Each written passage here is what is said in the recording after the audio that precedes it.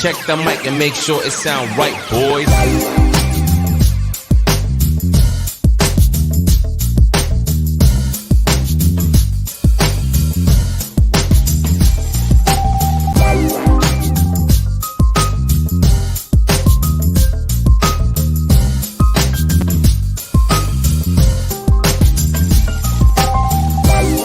Good morning. Welcome back to another episode of the Chad Smith Podcast. My name is Chad Smith, and today is May 10th, 2022, and I'm joined, as always, by my two co-hosts from California. Please welcome Sonny Conway and Spooky Morales.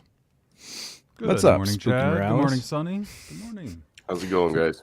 Good morning, chat. Good morning. Good morning, chat. What's happening, everybody? I always get confused when somebody says good morning, chat. I'm like, did they say Chad or chat? A super Chad. A super chat. What's up, Jake Smith? How's it going, man? How's day shift treating you? Are you sick of that yet? You sick of day shift yet? We got Jamie from that one time I was abducted by aliens. She's here bright and early. The problem with day shift is everybody thinks they're a boss, you know? Yeah. Everybody's a looky-loo and wondering about what everybody else is doing. Right now we've got bosses quitting, so... Oh.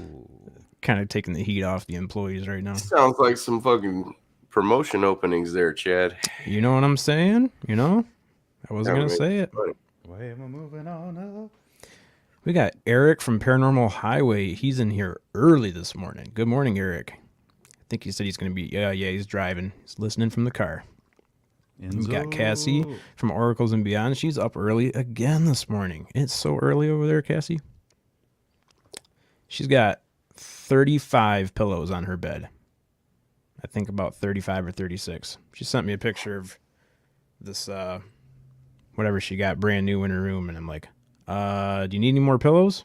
Could probably get you some more pillows. Dick pillow. Wow. Can't stand pillows.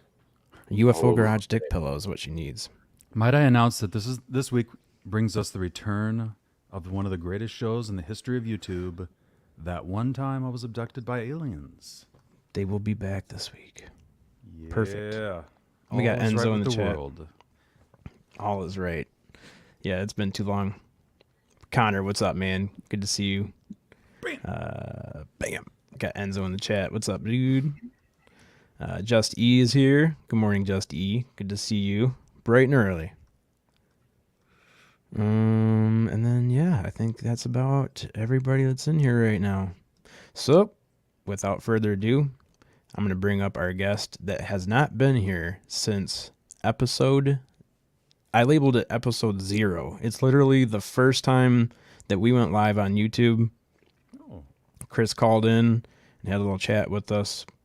So he was technically the first guest on the Chad Smith Podcast. So, welcome back to the show, Chris Holm. Oh, and you're muted. Sorry, buddy. Hey, Chris, good morning. Hey, good morning, guys. Wait a second. Why am I on the Chad Smith Podcast? I thought Cassie booked me for her show. Oh, well, in that case, we're going to have to get Cassie on here. Cassie, you know I don't like Chad. He's such a square. Too much of a Oh, I square, can't stand Cassie. him. Chris came in with a bam. Bam! I'm kidding. He confused me for a second. I was like, wait, were you booked I on love you, something dude. else? I don't know. Yeah, she was like booking, and then she said, 10th, you're going to show up. I'm like, okay. And then I got all my stuff ready, and it's like, wait a minute. Why am I going to the chats? Why am I going to the Chad Smith when I thought I was booked on Casey's show? So I guess that means I can pull this crystal out of my ass because That's I was all right. primed, ready, and centered and had my chi and chakra up to their fullest. You were all centered and ready to... Oh. Yep. So, welcome back, man. Back from episode 0. Yeah. Yeah, that was great. We had fun. What did we talk about? So that way I don't repeat myself. I briefly just went over it a little bit. I don't really remember what we were talking about, but you just called in because Sonny's internet was kind of being haywire, and it eventually just dropped completely out. And then I was sitting up there by myself, and then you called in. So you kind of saved the day. And then I don't know what we talked about, but probably a little bit about your podcast and stuff. But Oh, yeah. We'll go over that just briefly. I started podcast like a few years ago. It's been a lot of fun. It's basically me just interviewing people, interesting people, talking to cool people, Mm-hmm. and having interesting conversations and stuff like that. I figured, when I first started, I thought, man, I'll stick with conspiracies. That's safe. And then now with all the election stuff and all this nonsense and misinformation and all this and that and the other, and we can talk about this, but we can't talk about that. Now it's like conspiracies are dangerous as heck. And I'm like, Yep. God dang it. What did I get myself into? But anyways, I like, just talking like fun conspiracies too, like the wacky ass ones, like, like all of our politicians are lizards and stuff like this. The moon is fake or hollow or whatever, or flat. Right. Earth is flat. Moon The doesn't moon is exist. flat. Stars are fake. Yeah. And OJ didn't do it, crazy stuff that no one would believe. Stuff that nobody would ever believe. Yeah. I think OJ and flat Earth go perfectly together. I think so too, Spooky. And So that's it's cool. like, and I mostly just talk about stuff, but one of the things that I enjoy most is the alien abduction phenomenon, trying to learn as much as I can about aliens and stuff like that, because I just think it's so cool. So whenever, like, I'll try to get like experiencers on. I've had a few experiencers on that, my appearance was pretty much their exclusive. Like their first time they've ever come out and talked to anyone was on my show. Oh, cool. I've had like a few exclusives, and that was interesting, being able to talk to someone for the first time, and and it's just been a real trip, and I deeply enjoy it so much. And I just love talking to people and stuff like that about stuff that it's just way out there. Right. Yeah, actually I've had a couple guests tell me that being on my show was the first time they've ever mentioned anything about their experience. And one of the times it got kind of emotional. We had to kind of pause for a second. So yeah, it's cool to talk to somebody, especially when it's the first time that they've opened up and they're like, okay, I guess if I'm gonna jump in, I'm gonna tell you the whole story. Yeah, sometimes pretty interesting. it leads you on some fun adventures. One of them was a MUFON. I met him at MUFON. Is a man named Jack Carroll. He built his own sky deck on the back of his house, and this thing is like, he lives way out in the country, so it gets like a really clear view of the sky. And then I would just go over to his house, take all my recording equipment, and just put it down, and we'd just talk. And he wrote a book recently, and it's like the Jack Carroll memoirs, and he basically had like a lot of really interesting adventures and stuff like that. So we just talked about him. I just asked him about his experience. Because when you listen to a show, it's great to hear interviews about people, but when you actually talk to them yourself, you can really dig into the details that sometimes you just can't get. Yeah. There's a lot of times listening to podcasts where I have questions in my head, and it's like you can't get the answers to them because it's Joe Rogan, and there's no way you're ever going to be able to ask the guest those personal questions. So yeah, starting a podcast and getting to actually jump in and ask the questions that come to your mind immediately, it's pretty cool. Yeah, it's a fun new hobby. It's definitely quite an experience. And because I always find the contactee experience so intriguing, because there's just so much of it that's just, we just don't have any answers for, and it's like so mysterious, and it's like, because as far as I know, I don't believe I've ever been abducted. Maybe I've seen a ghost or something like that, or had some sort of experience like that, but mundane stuff like that. But I really feel like that's an experience that I can't really have myself. So the closest way I can get to it is by talking to other people and trying to sort of live the experience through them. Man, I'm kind of firing on the same cylinders as you right there, because as most people know, I haven't had really any experience that I can really pinpoint either. And I don't want to like jinx myself or say that I'm ungrateful or anything like that, but when we did our North Carolina trip, man, I was really hoping that I was going to see something. And especially standing on the beach at sunset, with Orion right above us, and everything was just aligning right. We were in good spirits. Really was hoping we were going to see something, and didn't see anything. So, Well, you got to see It's Big like- Willie, so that's like, so at least you saw a Nephilim. oh man, I had a lot of Big Willie sightings. Man, that man. But yeah, he. I'm really sad that he didn't go to the Vegas trip, because I was looking so forward to bullying him the entire trip. I'm pretty sure next year he's really planning on being there. Yeah. See if I can make Yeah. him cry. Give him a purple nurple or something. I don't know. You gotta be Tell able us to the reach up truth. there. You're really Nephilim, aren't you? It's like, no. Damn it! You figured it out. Yeah, but he, he's fun to hang out with. He's a pretty cool guy. Good guy. I'm sure he is. I'm sure he is. Just the fact that you both are able to, I mean, you think you haven't any that you can remember and recollect, but, experiences, you should be glad and, and kind of confident in yourselves that you have the ability to listen to contactees and experiencers without first judging them, passing judgment. And that alone says that your mind is open and your consciousness has opened to a certain place. So you're already at a certain place, and you should be proud of that. A lot of people I see go into the contactee experiencer interviews almost having already judged, and that's the tone that I try to stay away from in certain podcasts. So I really appreciate you guys for being open and listening to people and what they've gone through, because it really makes a contactee experiencer feel a lot more comfortable in the interview, just to be able to speak what they've gone through, and to not feel that they're being judged so much and critical. Well, I mean, when it comes to the experience itself, I mean, it's an experience, and I'm probing at them because I'm curious about it. If it was something where it's like, I'm not asking them to prove it or anything.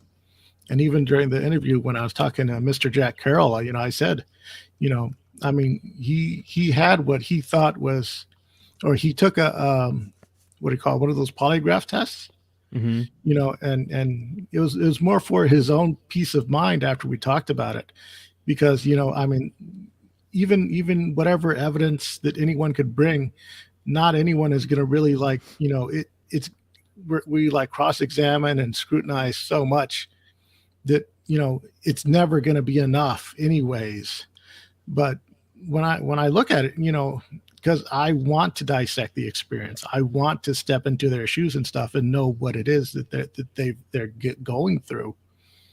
But the thing is, there is like two possibilities, one, we're all just imagining it. It's all in our head. It's part of the human condition in coping with something or another, and it's not, and we're not really being visited by aliens, we're alone and all that stuff. Or, maybe there are space aliens out there, and whether they're coming from outer space or another dimension or whatever, I mean, either conclusion I'd be satisfied with, because it's something incredible that leads to an incredible experience. I think when I was in my 20s, I got my buddy, one of my buddies from college, started a security company, so that he was going to do private security and get contracts and do things like sporting events and music concerts and all these different events. And so I went along with him because I was, in school and I needed extra money. I was working like 2 jobs plus going to school. And he started the security company, and one of the jobs that we did was a concert. It was a battle of the bands, and it was in San Diego. And some of the bands that were there were like Social Distortion. And the reason I bring up the whole story is because the headliner of the show was Iggy Pop. And Iggy Pop is this old punk rocker from like the 70s. And so I was on the stage, being best buddies with the owner. He always gave me the the great spots on the job, either backstage or on the stage, wherever I wanted really. And I really didn't care much about the music that that they were playing there. Not that excited about any one particular band. But when Iggy Pop was on stage performing, I looked over, and right on the side of Iggy on the stage was a dude that looked so familiar, and I got closer to him, and I walked up to him, and it was Johnny Depp, the actor that's so popular right now in the, with the trial and everything. And I had known Johnny Depp at that time only for doing like a popular TV show, 21 Jump Street, and I think he had already done like Edward Scissorhands, the movie. So I was a big fan of his already, even though he hadn't done a whole lot. I walked up to him and I started, talking with him. And, I thought it was going to be cool. I was in my 20s and I thought I was down with somebody like Johnny Depp. So he was smoking a cigarette. So I bummed a smoke off of him. I smoked a cigarette with Johnny Depp. Wow, and I was dude. chatting with him for a little while the cigarette was going. Talking about, he was telling me about how Iggy Pop's his favorite band. And, we were talking mostly just about music. But of course, I told him I loved his movies and shows. I bring it up because who's going to believe me?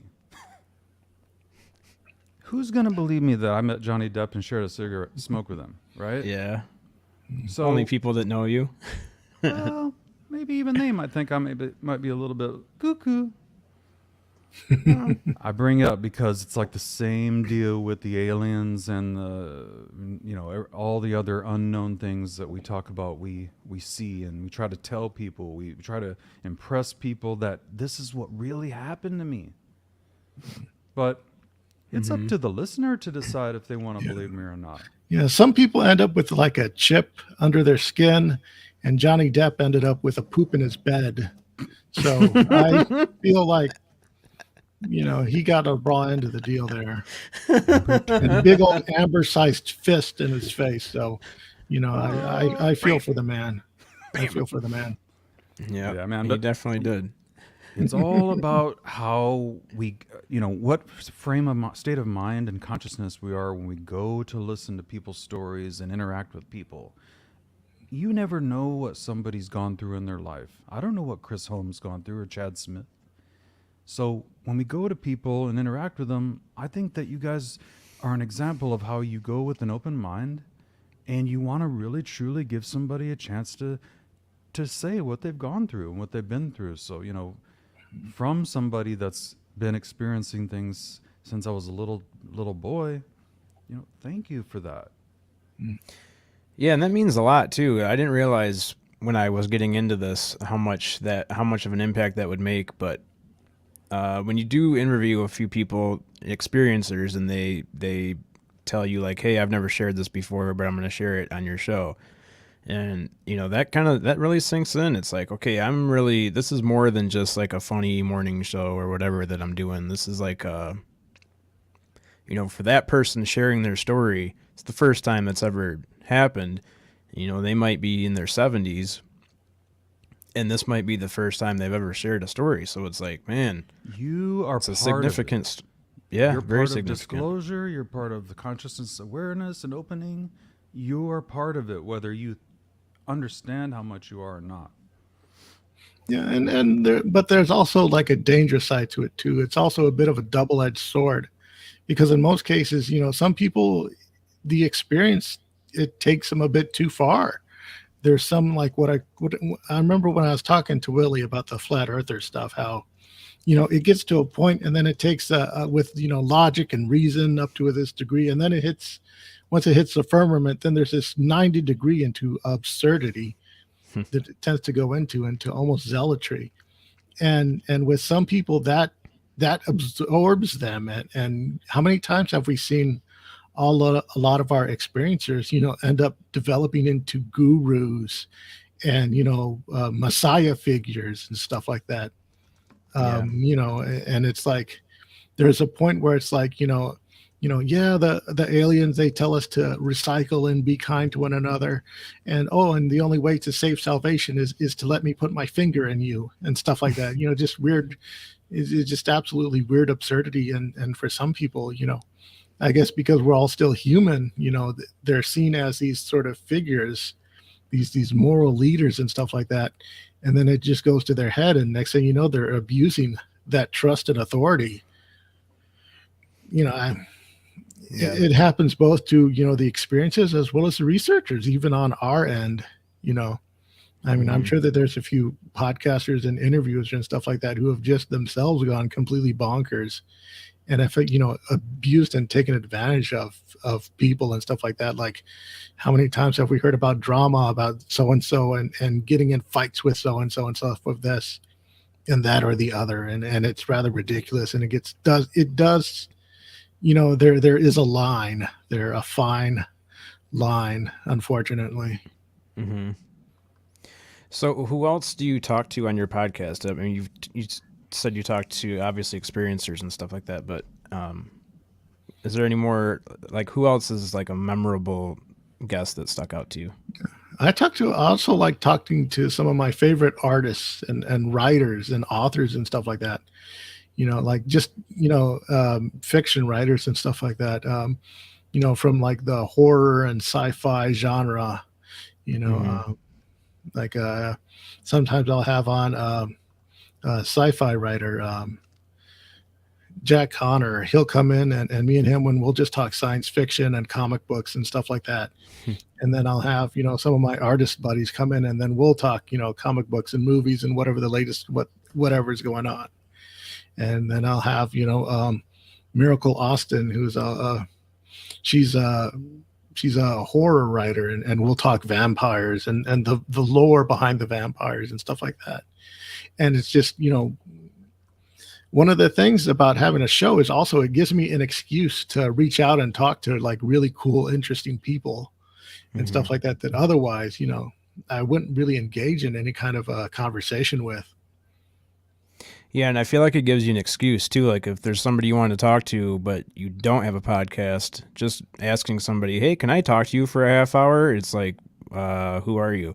But if you present them with like, "Hey, I have a podcast, and I think you're interesting. Would you mind talking for a couple hours?" It's good to use it as a crutch like that, just to meet people in a way. Yeah. But and most of the time, even in our regular lives, we really don't get to have these kinds of conversations on the regular. So with this, it's sort of, I know that like a lot of, like shows like this one are more, can sometimes evolve into free-for-alls. But with having my podcast be just a simple recorded audio podcast, I get a chance to really, focus in like on the specifics of what it is that I want to talk about, based on what kind of like, well, we're going to discuss this and the other thing. And I love doing that. It's like a nice sort of closed conversation, and it works best for me because I know that you guys love the YouTube stuff, and I really could not do what you guys do because I would be too distracted by the chat. I won't be able to pay attention to my guests. I won't be able to focus on what it is I'm trying to, get out of them to make it entertaining for, the listener. And, and it's been a learning process because like a lot of the things on the shows and some of the topics that I talk about, I work really hard to ensure that it sounds good, that it comes off good, that, my show is heavily edited. And it's not, edited, for content reasons. It's edited so that I don't sound like a moron, like anything that makes me sound stupid, I'll cut that stuff. But, I won't edit my guests in most of the ways, let them, talk about whatever they want to talk about. But, just so long as I don't sound completely stupid, then that's what I can try to get away with. Right. Yeah. I've definitely given some thought to that just recently here, actually, that I feel like I would be able to give better interviews if I didn't have a chat to stare at and keep track of, or if I didn't have the pressure of being live on YouTube and the pressure of like, hey, the next thing you say can't be edited out. Like it's there to stay. So whatever you ask, whatever comes out, that's what's going to be on YouTube. Yeah. Well, you started from a different point and medium than I did. Because with mine, it was like mostly audio and just figuring out like everything audio wise. But I had a background in podcasting because I would do gaming podcasts with my friends, and we would do convention reviews and stuff like this. We would go to anime conventions and then we'd review them and make a show, talking about it. So I sort of had that sort of background with, messing with audio equipment, hooking up a mixer, getting stuff recorded, all this stuff, dealing with mics and all that stuff. So, it's sort of something that, because I can see, stepping into like this YouTube format, I can see how it can be very intimidating, and seeing as how I don't know what you've done prior, but so far, I think you've done a pretty good job, with what you've come up with so far, out the gate. If this is your first foray. Yeah, it really is. This is like the first time I've ever done anything like this on YouTube, or anything like this at all on online, period. So yeah, this is kind of like the first rendition of it. If it goes to an audio only podcast, then maybe it does, but I feel like I still would do some on YouTube. I'd obviously upload at least one live a week or something like that, but definitely do have that on the horizon, something more of like an audio only podcast getting released on a more regular basis. So we'll see where it goes. It's fun. Yeah, I mean, it's pretty common for YouTube people to just rip the audio and then release that on an RSS feed. But one of the things that really pisses me off is when I ask people, like, they'll say like, "Oh, I got a podcast," and "Oh, cool. What's your RSS feed?" And they send me a YouTube link, and I'm like, "That's not what I want. I said an RSS feed, so that way I could plug it into the podcatcher, and then it can give me the stream, so I can download the episodes." Yeah, because it's like, I mean, not to nitpick, and I'm going to, but I mean, you have your show like the Chad Smith podcast, right. And in my mind, I still think of podcasts as audio format. And me maybe too, that's just actually. me being a dinosaur. So I keep expecting there to be an RSS feed or something, some audio only thing for the podcatchers and stuff. Right. But I mean, if you're going to be on YouTube, I'm okay with just calling it a show. Yep. But it just seems to be used as a catch-all term, and maybe I'm just being an old man about it. No, not at all, man. Actually, I've had that idea in my head from the beginning that that this was probably going to be an only audio podcast. So that's why I called it a podcast. And then it turned into like everyone loved the live streaming, and that's just how we ended up going. But I think I'm still going to keep the name because I am planning on doing an audio only edition, and maybe this gets. I don't think it'll get phased out, because live streaming does seem to be like the way to go right now. But I know as far as like the numbers goes, as far as downloads and stuff like that go, it's way more of a broad base of listeners, I guess, is on the RSS feeds. So yeah, I need to learn how to do all that RSS stuff, because I know there's obviously ways to just send like one file somewhere and then have it just distributed everywhere else. I just have to figure out how to do that. One of these days. Yeah, I mean, I'm getting there. Yeah, I mean, it's just one of those things. But as far as what you got going on, yeah, I can see where the live streaming is definitely, it's fun. It's so much fun because, just as an audience member, I love coming into the live streams and participating and interacting with it. It's sort of what we're doing right now with the chat and all that stuff. This is the closest thing that we'll get to like a sort of our own version of coast to coast, like taking in a live caller and stuff like that. It's sort of like the modern rendition of that type of thing, because before we would just have to listen to our favorite shows on the radio, and then we would call in and tell our friends, hey, I called in, did you hear me on the radio, and stuff like that. And that's just one of those things is that we do now. And now this is sort of the new version of the call-in show, and people love interacting live. They love, you can just tell in the chat, they just love fucking with you and stuff like that. Oh yeah, for sure. Yeah, and the thing is like I remember calling into radio stations, and if the people that you want to hear it aren't listening live, that's it. You only get one shot. It's not like you can go back and listen to when you were on the radio. Whereas now, yeah, people can download the episode or listen 5 years from now and hear what you had to say. Mhm. So yeah, I think that's why it's getting to be so popular, is because you can be on a show and then share it out, and this is where I was at today, and share it out to all your friends, and Mhm. it's another thing to brag about. Yeah, I mean, it's just fun, and I'm not going to dispute that because it just is. I partake in it and definitely love interacting with it. I love and we sort of have our own little cocoon of a network type of thing of friends who are, you know, talking to each other and stuff. And I love, being introduced to new people all the time to follow. Yep. Yeah, Eric said it perfect right here. Interactive allows the community to become better friends. That's for sure.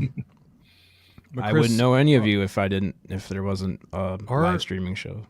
Yeah, Are you'd have we, to- are we all friends in the community? It's like, Chad and I, when we started doing this, we talked about how much we wanted to build a community and build a little family of friends that were all interested in the same thing, have a good time, and just not take things too seriously or each other. But all we see around us, UFO Twitter, these YouTube shows about paranormal and such, there seems to be so much, infighting and bickering and picking at each other. What do you think about the state of the, of the community right now, or the? Well, when you said, are we all friends and stuff like that, I was about to say, I'm not going to hold your hair when you puke. I mean, we'll never be that close. But as far as, just within the broader terms of the community and stuff like that, Yeah. I mean, I've been in so many different fandoms. I've been, the anime fandom, the furry fandom, all these other types of fandoms, comic books and stuff like that. There's always cliques. There's always infighting. There's always bickering, and just because there is, that doesn't mean that it needs to be dispersed the entire community as a whole. I mean, there are still the people who, thrive within their communities. They're the ones that keep coursing forward and go through it. And, they don't listen to the haters. They just strive forward. And that's pretty much what I think it is that we all need to do. Is there's going to be infighting and stuff like this. I mean, as soon as we get off the air, Chad's going to grumble. Oh, he called me a square. I'm going to get blacklisted everywhere because he called me a square. And I'm going to be like, yeah, Chad is such a square. I don't like him. And we're going to do our shit. We're going to do our bickering and infighting. But tomorrow belongs to whoever shows up for it, and that's just the way it always is. Yeah. I mean, the community is going to strive. It's so, and the whole UFO Twitter, I really don't pay that much attention to it because I'm not in that world. Yeah. But from what I've seen so far, I mean, I've been, this deep in the community and I've had a great time, and I don't even check UFO Twitter. I don't even check Twitter at all. I barely, go on maybe every once in a while. But the thing is with social media, you got to sort of learn how to mediate it on your own and stuff like that. I mean, yeah, there was always going to be, bickering and stuff like that. But, people forget about that stuff as soon as you show up. Because no one's going to be saying this stuff to each other in person. And I guess maybe because we never meet in person, or, maybe we're not going to have to deal with that or whatever. But, I mean, everybody's going to get trolls. You got to learn how to deal with it. And there was some times where, I was a troll for a while. I mean, I think it was until I got my podcast when I finally learned, what it is that I wanted to do. And talk to people like this stuff. I'd get in fights with everybody. And the thing is, I'd get into these, long drawn out social media fights because, I realized, I just want to have a conversation with someone who cares about what they're talking about. And then once I realized that, then I'm like, okay, let me just start up a show. And that way I don't have to start a fight to get someone to have an interesting conversation. I could just say, hey, would you like to talk about this? And then we do it. And it's just been a better experience for me. Yeah, I think people, it's the same as, the podcasting world is the same as the real world as far as like cliques and groups of people. You can't just stay in the house and not go outside just because there's bad people out there.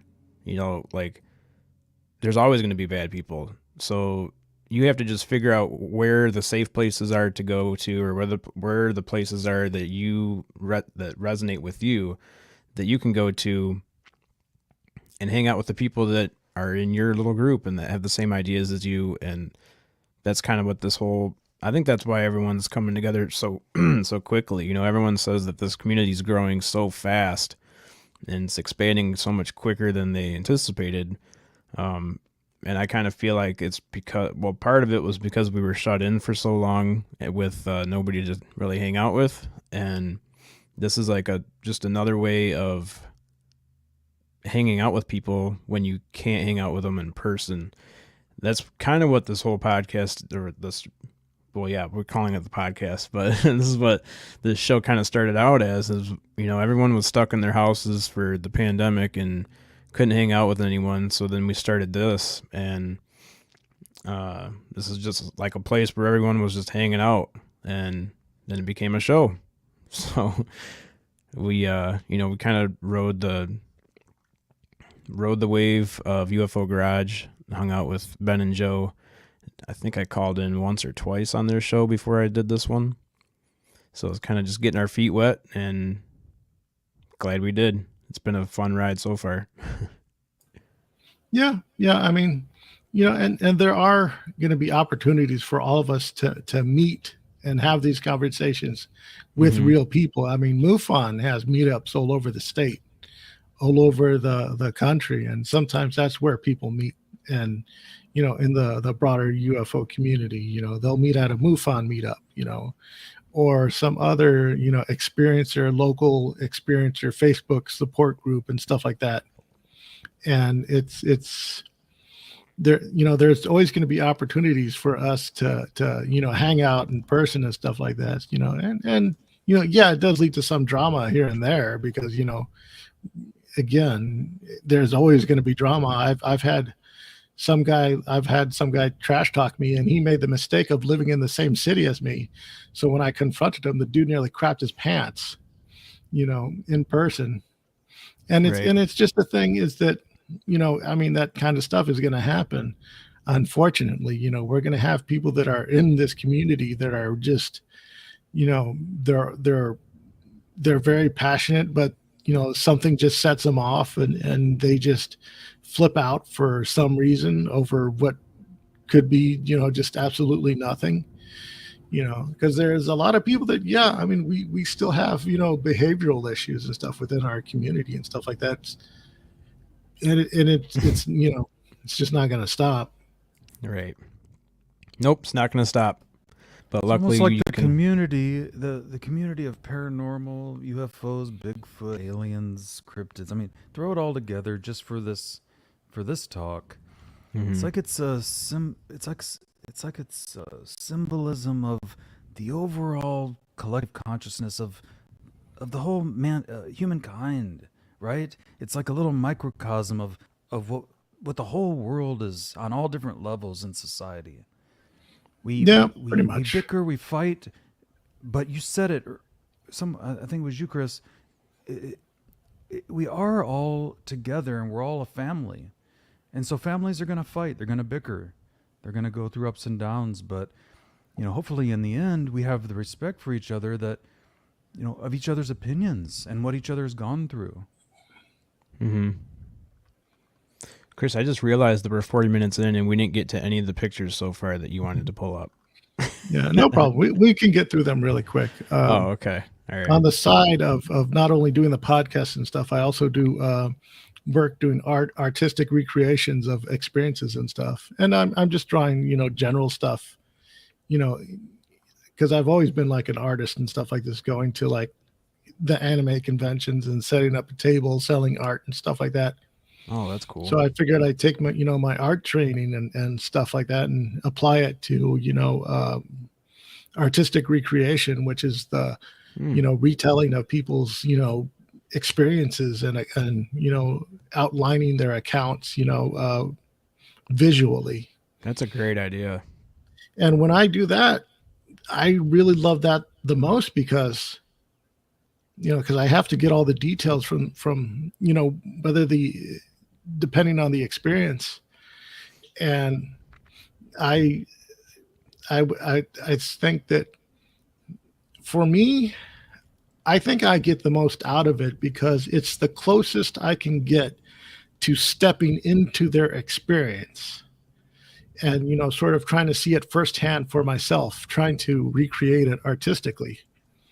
Because let's face it, I don't feel, like I said, I don't feel like I'm going to ever meet a Gray or anything like that. But through, recreating the artwork and stuff like that, that's probably the closest I'll get to understanding another person's experience. Mm-hmm. So how often have you had that interaction with somebody and then they saw your art and was like, that's exactly what it looked like? Well, it's every now and then. Sometimes, like there are going to be a few commonalities of and stuff like that, and it's it is interesting because there are so many parallels in the experience, and it's like I mean, a lot of people they'll I mean, sometimes they'll have like a lot of like commonalities and stuff like that. And oftentimes, because I see a lot of people, like you'll see the right now, a large bulk of what I'm doing right now is I'm working on a book for another author he wants visuals for his collection of it's like like the creature compendium type of thing. He has like a collection of alien species that he's encountered, and he wants visual representations for all of them. And I'm sort of helping them work on that. And that's taken a large bulk of my time right now because I've been pretty much, busy because I'm trying to focus on providing the content for this book as far as, getting on all this stuff. And for me, it's been a great experience because I get to talk to the experiencer himself and go back and forth and, get all the juicy details of everything so that I can make the most accurate representation of their experience. I was just thinking of how much time that would take, man. Because if he has a whole book and the whole book is all about each different species, and then you have to make a very detailed image of each species, it's got to be a lot of questions being asked. Yeah, it's like a lot of questions, and we'll go like back and forth, and I'll get them in batches because there's a whole bunch. So I'll do like a batch of 5 at a time, and then I'll just do that, and then we'll go back and forth, and I'll ask for details and stuff like that, and whenever you want to do the screen share, I could walk through some of the, as well as some of the prior recreations that I've done when I've lent out my services to the local investigative teams. We can do that. I'm ready. For that to me. I'm ready when you are. Yep. Just as soon as you share it, I can bring it up. All right. Let me see. Okay. Yeah, I was on your Instagram last night checking out all the art down there. It's very impressive. Some of that stuff is pretty realistic looking. Okay. Let me see if I can do this. All right, let me just... I guess I'll just go ahead and share the... Don't know if I want to share the whole screen, see if I can work on a window or something of that nature. Yeah, it's should give you an option for the window. Or even Tab. a tab, yeah. Okay, we'll try this then. Okay, can you see it? Yes, sir. All right.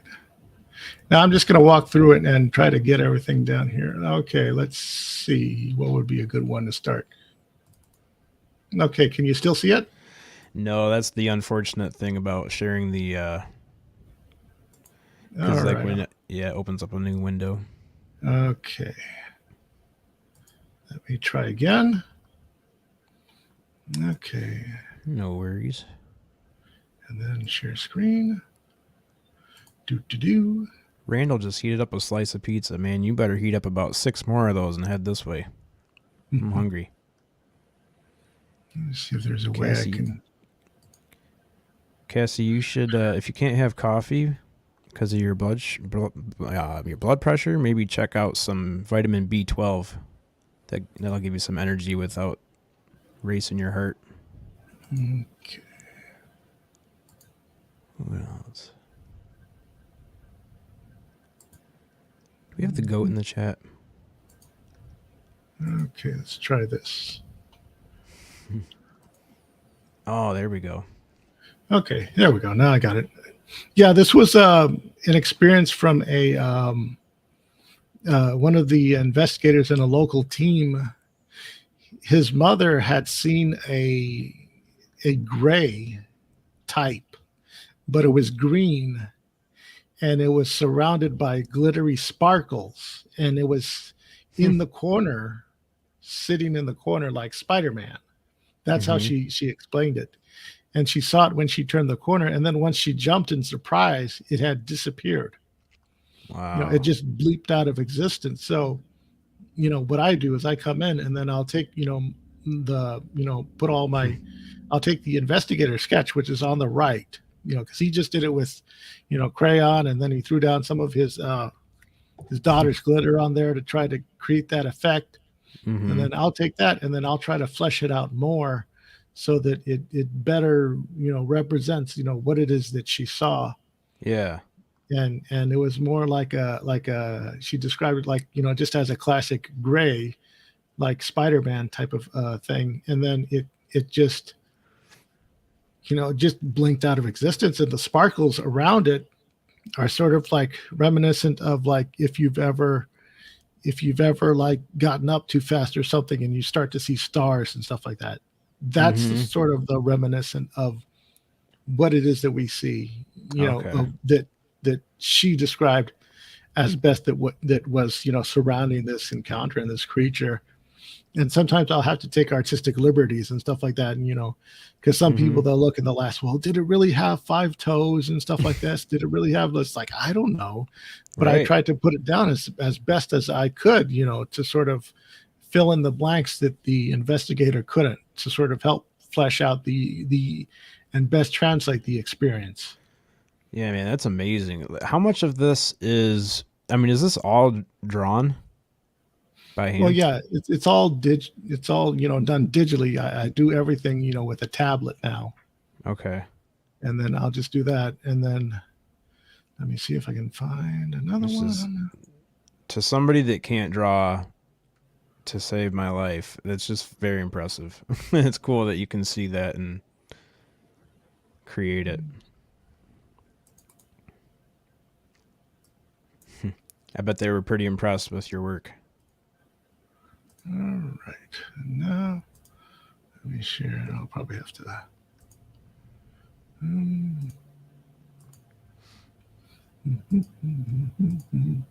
Okay, I think I got the hang of it. All right. There we go. Now, this right here is an experiencer's account where they had, when the girl was 15 years old, she was basically taking ATVs through one of her uncle's her uncle's lands, and they had mesquite trees all over the place. And she had seen 5 or 6 what looked like shadow men running through the forest, and they were running like at a high rate, and they were just booking it, pumping their arms, and and just absolutely, just going at it, like giving it 110%. And the thing that she had noticed is that they were going through the trees. They weren't darting around the trees. They were just passing through them as if they weren't even there, because they were running like at this high, physically exhausting rate, and there was nothing impeding them. And as far as she could describe it, she didn't, their legs and stuff like this. I think they sort of, when it got to the feet, it sort of faded out. But I guess because of the underbrush and all that stuff there, she really couldn't see the rest of it, the rest of their feet, and stuff like that. And they were just, pumping it and just, just really hauling ass up there. And that's pretty much, her experience through that. Oh, that's awesome. That's so cool. I was checking out all the gravel that was down on the ground. It looked like each piece was individual. I was trying to see if you like copy and pasted a bunch of them, but looked like each one was drawn specific. Okay, let's have a little fun. And everyone's described what Bigfoot does is called the spider crawl. And I have no idea what that is. So I figured he's either crawling on the floor like Spider-Man, or he's crawling like a spider, So I sort of, just for the fun of it, just drew him as a spider, just flailing about. And it was really funny. Creepy as hell, Oh, that would be very creepy to see. Yeah, imagine seeing this coming at you. And one of the comments was like, "Oh, it's nothing but elbows and knees." Just knees and elbows. Yeah, that's pretty creepy. Yeah, it's an interesting take on it. Yeah, and one of the other comments I heard was like, "Yeah, Bigfoot's got a butt that just won't quit." Yep. That's pretty interesting. Another one. Spider Squatch. Yeah, that is interesting. I don't know where Sonny went. Said he was not feeling good. And then here we have, I also like every now and then I'll do like coloring book pages. And then I'll just have them out on my table and the kids can come up and I'll have a few crayons where they can color them and have fun. And this was like of a little like coloring book that I had self-published where I had, like different cryptids and stuff like this. And this was the page for the dog man where he was pretty much, like I figured out he, instead I draw him like as a, holding a stick in his mouth and stuff like that. Like he was playing fetch. Yeah. So this was sort of a funny thing. And we always hear about how the dog man is exceptionally, muscular and powerful. Yeah, he's ripped. He's like got these big, muscles and all that stuff. So I sort of had fun with that there. Yeah, that's awesome. Have you completed like an entire coloring book, or did you just do every now I and just then did a few pages. Okay. It was a small, like little small print run. So I would like print like a small thing of 12 pages. And then I would, have, just have them binded. And then just sell them to the kids for like $5 a piece, and the parents loved it. Oh, okay, yeah. And then here we have another dog man. This one was for like a T-shirt design for some friends, and this one we have the dog man. He's basically going crazy for a squeaky toy. So this was a very fun one to do. That's so cool. This one I got all the detail in, and he's just all his tongue hanging out, and he's all excited, and his ears are perked. There's tons of detail. Just ready to get that squeaky toy. How long did that take you to draw?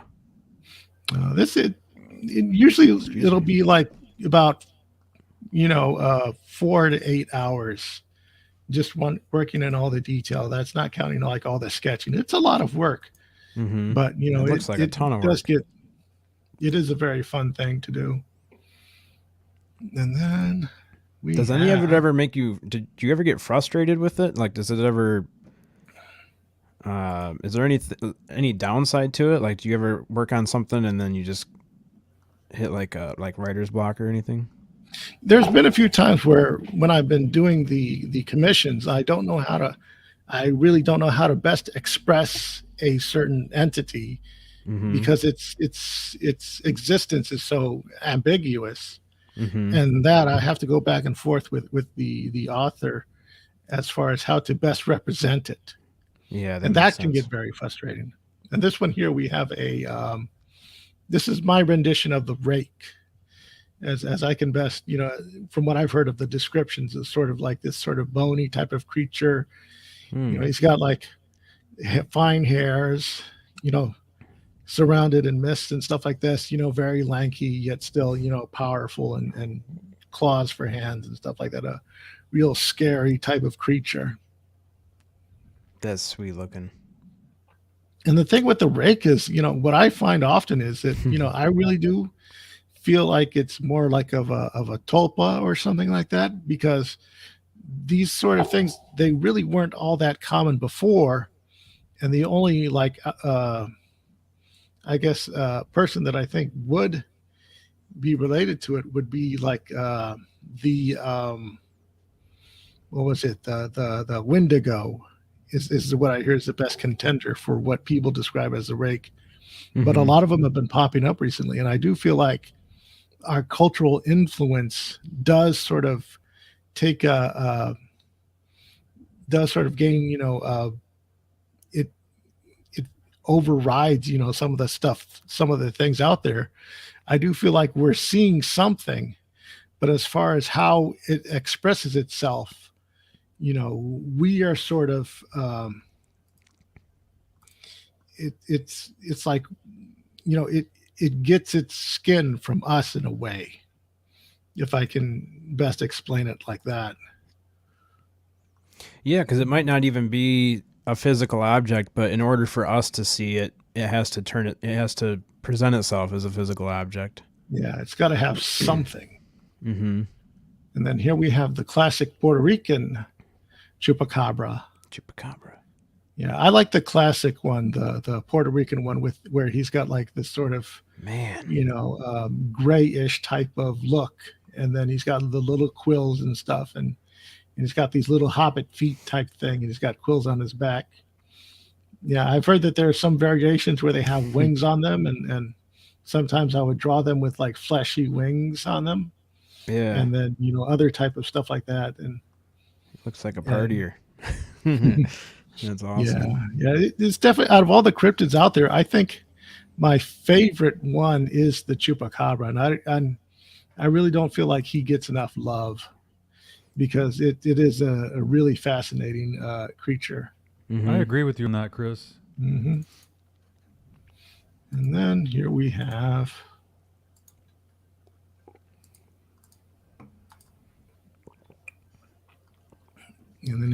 the classic Oh, Bigfoot, the big man on classic. campus. Classic Bigfoot. I remember I was in Dropped his coffee. me and a friend of mine had we were eating lunch, and I had my sketchbook out and I was trying to figure this out.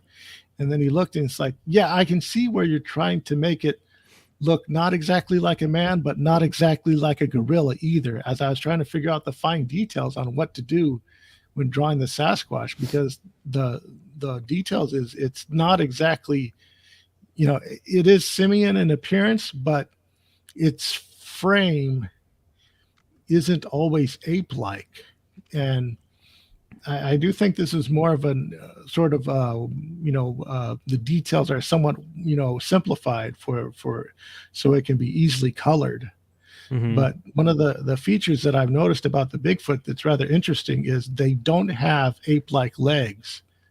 They have long, almost human like sort of legs, like more like we have. And because if you look at the gorillas and stuff, their eggs are short and they sort of buckle in, whereas the Bigfoots, from what the accounts that I've heard, they really don't. Mm-hmm. You know, Definitely looks like he's scaled right though, because they always say that the Bigfoot arms are like longer than humans. So mhm. it looks like if he were to extend those down, he'd have some long arms. Yeah, they pretty much come like right about to our knees. On our physical body, our hands, the tips of our fingers come to right about like the middle of our thigh. So that's sort of the thing that we do because Mm-hmm. I'm when I do the drawings, I do try to pay attention to references and stuff like that. I remember one time I had to draw one of the creatures was spider-like, and I have arachnophobia, so it was really difficult to do because I would have to do the fine details of the arachnid body, Right. to sort of get that in, and I'd have to like draw it for a little bit, then I'd have to just stop and play some video games or something, just get my mind off it, and then come back and do it. It'd be like me drawing an airplane. Yeah, here's one that I really like that I'm really proud of. This is one of the that you'll see this in the book, and these Oh, are yeah. like little mushroom-like guys, and they're very small, and I had fun, and then in the background I added grass and stuff, and I tried to make it look like it was a type of scale thing, Mhm. so that you could sort of like see, it's sort of like, I took some artistic license and made the background looks a bit, blurred out. So that way these guys pop out more, and they have a little mouth, they have 4 legs, which come together, and then they look like little mushrooms, but they have like these little arm phalanges that peel off the top. And these are very fun little guys. And from what I'm told, these guys are like about maybe 6 inches tall and stuff like that. They're very cute and adorable. Yeah, those are sweet. Mm-hmm. Little mushroom guys. They look like the dude from Mario. Let's see what I can do.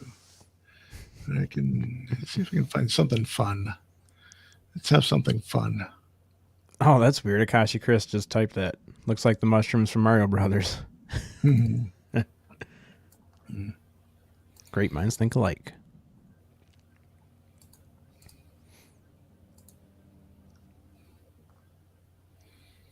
Oh man. Now Those this are good one, this people was talking. this was just for fun. I like that one. Yeah. Stephen Greer and Lou Elizondo. That'll get people talking. Yeah, because I hear how, like one of the things that, I like Lou. I don't think I'll ever interview him because I have no idea what I would say to him. And of course, once he sees this, I'm probably never going to get that interview now. But the thing is that people say that I guess one of the articles that trashed him said that he looks like a pug. And I took that and I actually, embellished his features so that way he did look kind of puggish. And it's like, I think he looks adorable. And I would definitely So cheer for awesome. him in a fight with if he ever went through Stephen Greer. For sure. Because I know that Stephen Greer or Dr. Greer, he did sort of, throw, Lou accusations that Lou is, he's still a disinformation agent. He's this and that. Mhm. And, and of course, Greer himself, he's no, his record isn't clean either. But it's just fun, seeing these two guys, get into like a scuffle. I'm sure it's only one way, but it's just fun to imagine them squaring up and, just taking it to each other. That would be. And to me, this is UFO Twitter right Yeah. here. This represents UFO Twitter. Yep. He's got his strap off, ready to fight. It's funny. Let's see if I can find. It's so detailed too, man. I love it. Yeah. A couple people in chat said that those need to be in coloring books. The coloring book style ones, you should definitely publish a coloring book. Yeah, I'll have to figure out. I do like little small print run self-publishing ones, and then I'll take them to conventions, and then those will like I'll pretty much within 1 or 2 days they'll be gone, Huh. like a print of like 100 or so, and then Yeah, I'd imagine. and this is sort of like one of the representations. This is my representation of the Mothman as a more owl-like figure. Mm-hmm. where we sort of see the eyes, and it's sort of like a whole, darkened Russian figure. Because I pretty much see him as because in the descriptions we hear him described more as an owl. I know that people like to draw him up as like a sort of moth because that's what's popular, but I do feel like he's more of an owl-like entity. Yeah, I like his eyes. They're more like ET eyes. Mm-hmm. Yeah, that statue that they have out in the what is it, Point Pleasanton, I believe. Yeah, that was actually based off of, I think, a novel design by Frank Frazetta, I think. And it's not really an accurate representation, but it's popular. And I think that's one of those things that, that I sort of, have a little bit of a bone to pick with on that one. Apparently, I went over a Mothman bridge when I went to North Carolina. I didn't realize I was doing it until Big Willie was in the back seat, like, "Hey, this is the bridge, I think." I had to look it up. Yeah. Let me show you another one that's fun. Point Pleasant, West Virginia. Thank you, Amber. Good to see you. Oh, now this J. one, Allen Hynek. Now, Big Willie told me that there's someone in the chat who's actually using this as as their avatar. Really? And at first, I thought Big Willie was pulling my leg, but then I think he was doing an interview with Jess Rogie, and there was someone in there who had, this was their thumbnail, and he thought it was me for a few seconds, and I was like, and then I finally caught the guy in the SOR chat. And then I said to you, like, "Oh, this is what you're talking about, Big Willie. I get it." And I don't know who it is, but it is fun to sort of see that. Somebody liked it enough to make it their profile picture. Yeah, it's like there's so much detail going on here. Daddy Jim, J. Allen Hynek, the closest encountered man. And this is a sort of a reptilian-like gray. And this is like a standard issue gray.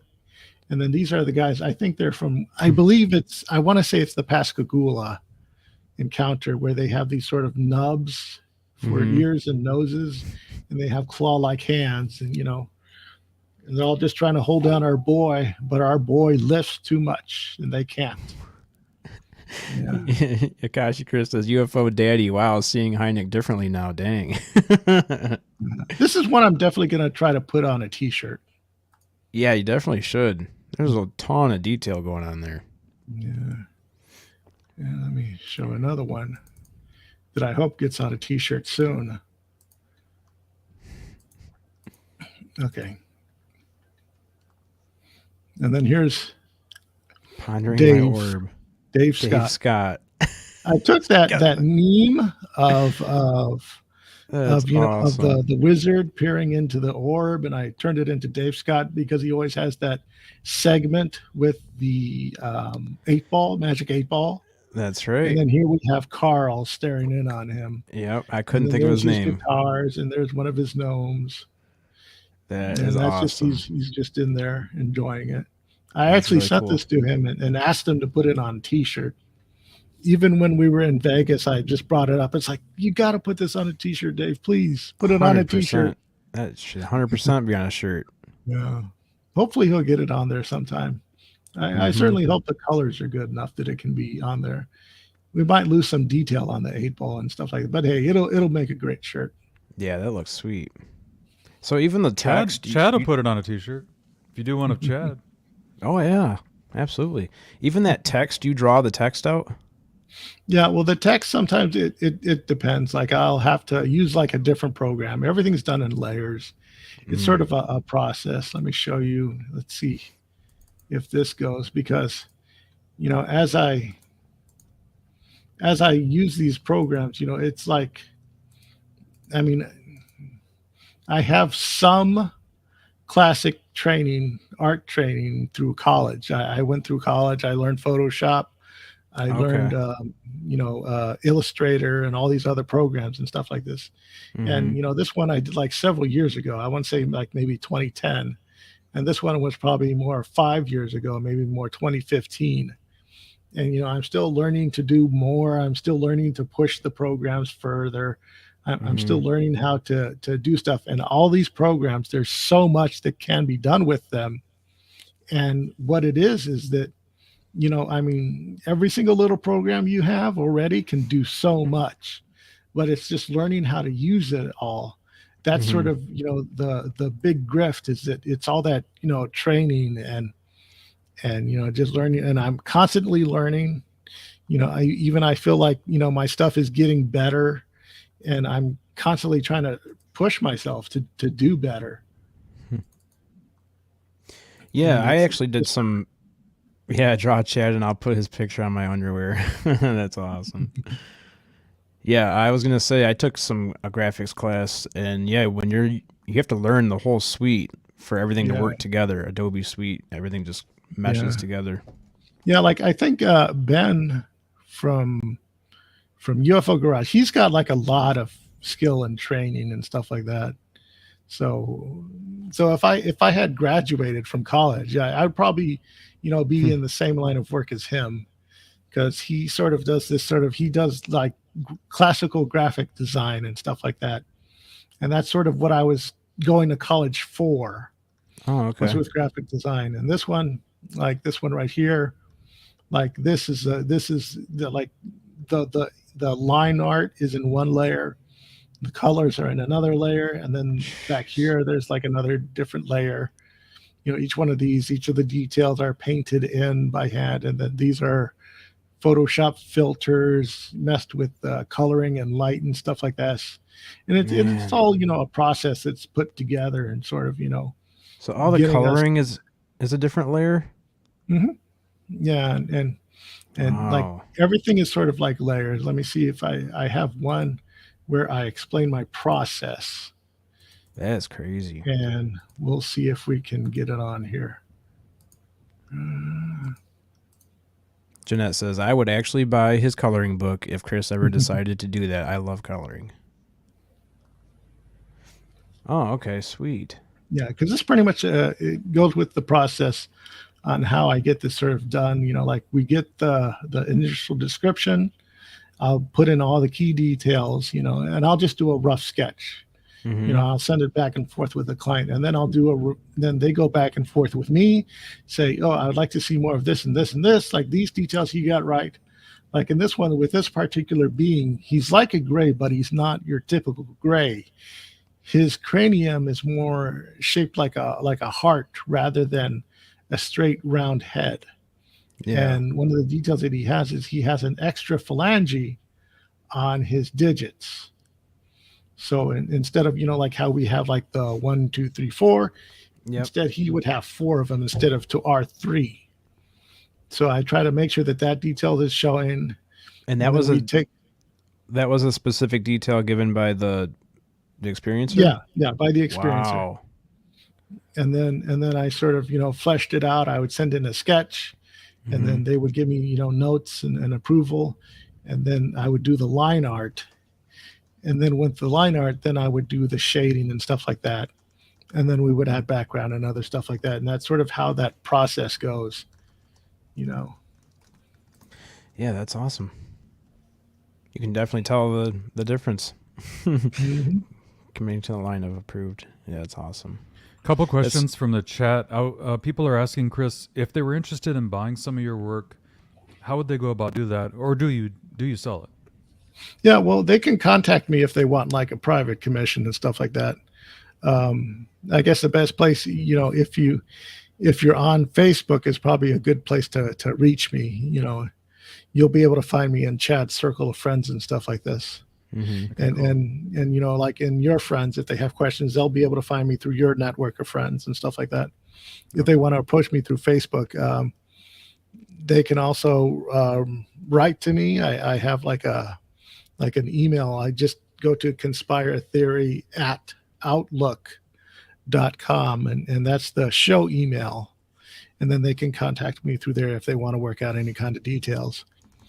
And, and they can find me on my Instagram, which is, the @ and there it's just straight up Conspire Theory.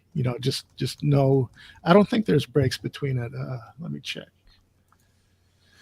Conspire a theory at Outlook, you said, like that. Yeah, I think See if there I I can have. beat Cassie. I think I have breaks in the. Yeah, I have underscores between the words, and on Twitter they just do @Conspire Theory, and then they'll be able to find me on Twitter. Although I don't Okay. use Twitter that much, I recommend going through Instagram. Oh, okay, cool. Yeah, I just posted the Instagram in the Okay. link in the. Thank you, Spooky. Yeah. Let's see which one. Might have to have some artwork made for the show. Let's see. We did that one. We did that one. Me, Spooky, and Sonny all hanging out sitting at a round table or something. That'd be cool. Just a little bit of naughtiness sneaks in every now and then. Just a little bit. Yeah, I know. She's having a hard time being good. Just to remind you, to remind us all, it is lurking. Yeah, here's She's a little. trying. Whoa, we know those guys. Here's a little quickie one I UFO did of garage. Ben and Joe, and there's Cinnamon Terry in the back. Yeah, that's They so dropped cool. A little. This is like a cute Awesome, one that I man. did like overnight, like right. It was a quick job, but it was a lot of fun. Yeah, that's awesome looking. And then they actually took this and they actually took the design and they put it on a pin. They had this guy who Oh, yeah. he took the design and put it on a pin and then surprised them with it. And I think I got a couple of those pins. So yeah, they're so cool. You got to Yeah, hit those them up guys are awesome. sometime and try to see if you can get one of the pins from it and have them send that to you. Yeah. You got to be sure to ask them. Did they put that on their? Is that on their in their store? I don't know if they have it on the store yet. I remember one show. I remember That was Ben the- bringing the pins up, and I was interested in them. And Yeah, then that he was never- the live show. Is that Yeah, what it was? that was a live show with Terry Lovelace. I was actually there in the audience for Oh, that. no way. Oh, Yeah. sweet. Yeah, I was there, and like JoJo Bone, he came out, Lucky. he danced in the audience, and I think Oh, man, Chris, I think, where do Dan you live at, Warren Chris? there. I live in San Antonio, so I'm about an hour and a half away from Ben and Joe. Oh, man. So for me, because I think they were like in the town next to Austin, so for me it was about like a 2-hour drive to get Not out there. bad. Yeah, I would do the 2-hour drive. That's awesome. hmm And you get to see JoJo Bone too. Man, you got a package deal. Legend. Yeah, What a legend. That was the best. Yeah, I don't see any pins on their website. I'm scrolling No, through right now. He never put them on the website. I remember when he first showed them, I was really interested. The Spooky You know- Morales t-shirt's on there. No way. Yeah, it is. Ladies and gentlemen, go to the UFO Garage store and pick up your Spooky Morales t-shirt. Only Which available I happen on to be the wearing. UFO right now. Garage podcast website store. Whoa! Yeah. Dear And then of God. course I'll do the busty anime babes, which is just for my own fun. Hey, girl. It's got a patch on. That's weird. It's a patch, but it looks like it's clear. Yeah, I mean I'll just do some of these. Like these are just for my own amusement and fun. And like here's another one. This is like from fighting video game, and stuff like that. I love fighting video games and stuff like that. I'm not any good at them, but I love, the characters and all this fun stuff and just doing all these characters and drawing all this stuff. And one of the things that I think is, definitely my strengths in the art stuff is I try to be as expressive as I can with the hands and the faces. Because all the artists and stuff like this, when we do this stuff, like we'll often like try to give ourselves shortcuts and stuff like this when it comes to drawing hands. Like they don't take the time to really flesh out all those details and stuff like that. And it's just something that you definitely have to take the time to really work that out. Because stuff can be so much more expressive when you take the time to to flesh out the details in the hands and stuff like this. Let me see if I can get another one. This is another fighting game character. And then here, okay. just actually drawing out the hands and the arms and all the tension and stuff. It really brings the entire drawing together, I think. Yeah. I'm sending a link to Anthony because he said he has a couple questions he wants to ask you. He's going to come on the show. Cool. But yeah, that's cool. So you do stuff for comics too, right? Yeah. I've done a couple, some work on comics and stuff like this, mostly like self-published or small press and stuff like that. It's always, an exciting thing to with the comics and stuff like this. It's great because I get to tell the story and stuff like this. Cause I mean, just even right here, there's like, you can see there's like a little bit of a story with it, like with the Jersey Devil. And he's like got the cake down there and he's spilling it and stuff like this. And it's just little things that add character to it that really help, flesh it out and make it, worthwhile. What's the significance of him holding the birthday cake? I don't know. I kind of figured like, well, it's probably his 13th birthday or something. I don't know. That's cool. The Jersey Devil. Mm-hmm. Yeah, I think that's pretty much all of them that I've sent to you. Okay. That I've looked through. That I think that's pretty much the whole batch that we got right now. Hey, Anthony, did you have a question for Chris? Hey, Chad, thank you for allowing me on. How are you, Chris? Hey, how's it going? No problem. You Man. were just showing some photos of some aliens with oddly shaped heads. Is that something you created, or is that something from an experience, or? Which one? The heart-shaped one? Yeah. Yeah, that's from the book I'm working on. Okay, but is it from an experience, or it's just that is from an experiencer. Okay, and so it's those are that's his account. Okay, so the reason I ask is I was just on another show discussing an experience I had last night with beings that looked almost identical to that. I was I drew the picture on Lynn Wallington's show. They took me last night from I said it was like a dream. They dislocated my shoulder, holding me down, dislocated my shoulder. They drilled into my rotator cuff. And I felt like they implanted something in my rotator cuff. And I woke up this morning, my shoulder was killing me. It's still killing me. And I couldn't wake up for anything this morning, no matter, I just couldn't come out of it this morning. I was so out of it. But we were trying to find a drawing of what they looked like. And we really couldn't find anything that looked like them online. And then Akashi Chris was messaging me. She's like, look at this. I said, holy shit, that's it. That's the head. That's what these guys look like. Yeah. It's sort of like, what a strange occurrence, right? Yeah, and then Chris pulls it up. Sounds like you got your ass bagged and tagged. but I'm saying the picture. Yeah, I've seen a lot of odds on that. Funny story. When I was actually in Vegas, we had let's see, what is it? Misha Johnson. I had actually I was looking through like her books on Amazon. I was just flipping through them, and I actually seen a figure that had a V crest uniform. And I remembered that one of the commissions from the experiencer, the author that I was doing the commissions for, he had one that had a very similar uniform design. And I actually showed it to Melinda Leslie, and there was this sort of like parallel where we both, me and the cover artist for Misha's book and me, clearly had drawn the same character, where he had, it was a man with a buzz cut, and he had this sort of a tight uniform and all that stuff, and it was very it was like side by side, and you could like very much see it. That's the thing I drew an hour ago from my encounter last night. Oh, cool.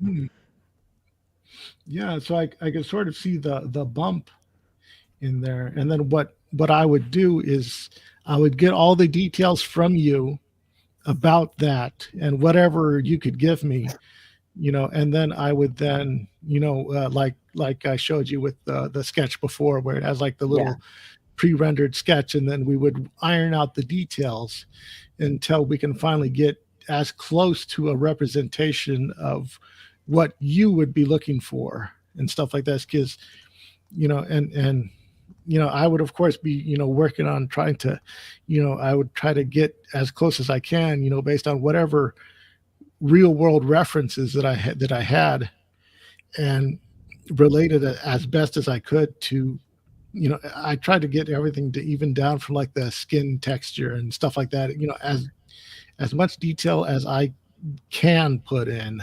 The We try to skin was like figure this stuff out. was kind of like scaly, almost like that reptilian type skin. Yeah. But I've heard- I said I've heard they look like they had body modification. When people go to tattoo shops and they get those things implanted under their skin and stuff like that, they kind of look like this thing. Kind of looked like it had these ridges, like very high cheekbones, but then these like lines underneath his skin or her skin that were like bone. You could tell they were bone, but it was like these weird grooved bumps under the skin, and then the heart-shaped head was the weirdest thing I ever seen. And they were not nice beings, man. They were very, very evil, man. They just threw me down and they didn't even knock me out. They just dislocated my shoulder in this experience, and they held me down, and I was screaming on top of my lungs, and they brought down this like thin drill, and they just started drilling right through my skin, right through my rotator cuff. I smelt bone from the drill, like that crazy smell, like after surgery. And they just kept going, and I was screaming so loud, like I lost my voice. And then when I tried, I woke up this morning, but I couldn't wait. It took me like an hour to like fully wake up. I was were you able to find any marks on your body afterwards? Well, I mean, I had the shoulder that they did it on last night. I had replaced like 3 years ago, so there's marks all over from surgery, but nothing that I recognize as new.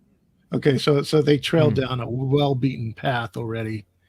And that's like some of the frustrations that we run into when trying to find evidence about this type of stuff. It's very difficult to pinpoint something down, because then it could be explained away as so many different things. Oh yeah, no, absolutely. That's why I call it like I had a dream, is how I experience it. But the only strange part is this dream, I felt every ounce of pain. I smelt the drilling into the bone. I smelt the room that I was in, smelled terrible.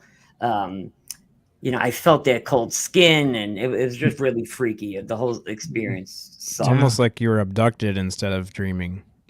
Yeah, I know, but I just can't. Sounded more like he was say jumped. I was abducted because I have no proof. You know what I mean? I mean, it I'm was not jumped gonna say it. like they just put you down and went to work, and then they went to work, all right, man. And I was saying, see I was ya. saying, I'm a big guy. I'm not a little guy, man. Height wise, I'm only 5'8", but I'm like 230, and I worked out my whole life. I'm stocky now, but if this would have been anybody else, I would have gained the beating of their life. But these things, just two of them, one on each side, dragging me. I mean, I didn't want to walk, so like I had my knees on the floor. I mean, they were like literally dragging me down this hole into this room, and then they just the two of them threw me up, and I landed onto this round platform thing, and that was it, man. Then other ones came in, and they just started holding me down. Then that drill came in from the side, and they just went to work, man. Yeah. So they had no mercy. It wasn't your hallway? No, they took me on some kind of. I was in some kind of room. I don't know if it was on a craft or what, but I was in some kind of room. Okay, so you like down some kind of hallway. Yeah. So you like experience. You grew conscience, like mid experience. Yeah, so they were like, so I guess, yeah, okay, yeah, I think I get what you're saying. It's interesting. Mm-hmm. Yeah, that's definitely, it's crazy that you can actually pinpoint the smell of bone and. Oh, it's terrible. Terrible. Yeah, that's. And you said you felt pain, like you remember feeling the pain of I it. still feel it, man. My shoulder's killing me. Yeah, that's one of the reasons Jeez. why I'm kind of glad they leave me alone. I was over at a friend's house, over at Luke's house, AAP Variety Channel. I was over at his house, and he said that he actually has to have spinal surgery because of he never had any back issues until he started doing this, like the voice box app on his phone. He was trying to talk to the lady that used to live in his house, and something happened involving his back. Like, whoa, that's weird. Man, I wish I knew the real story because now you're in here. It was something about his back or something, or she said something about someone's back. And then all of a sudden he started having back pain and it wouldn't go away. And now he's actually having surgery to correct it.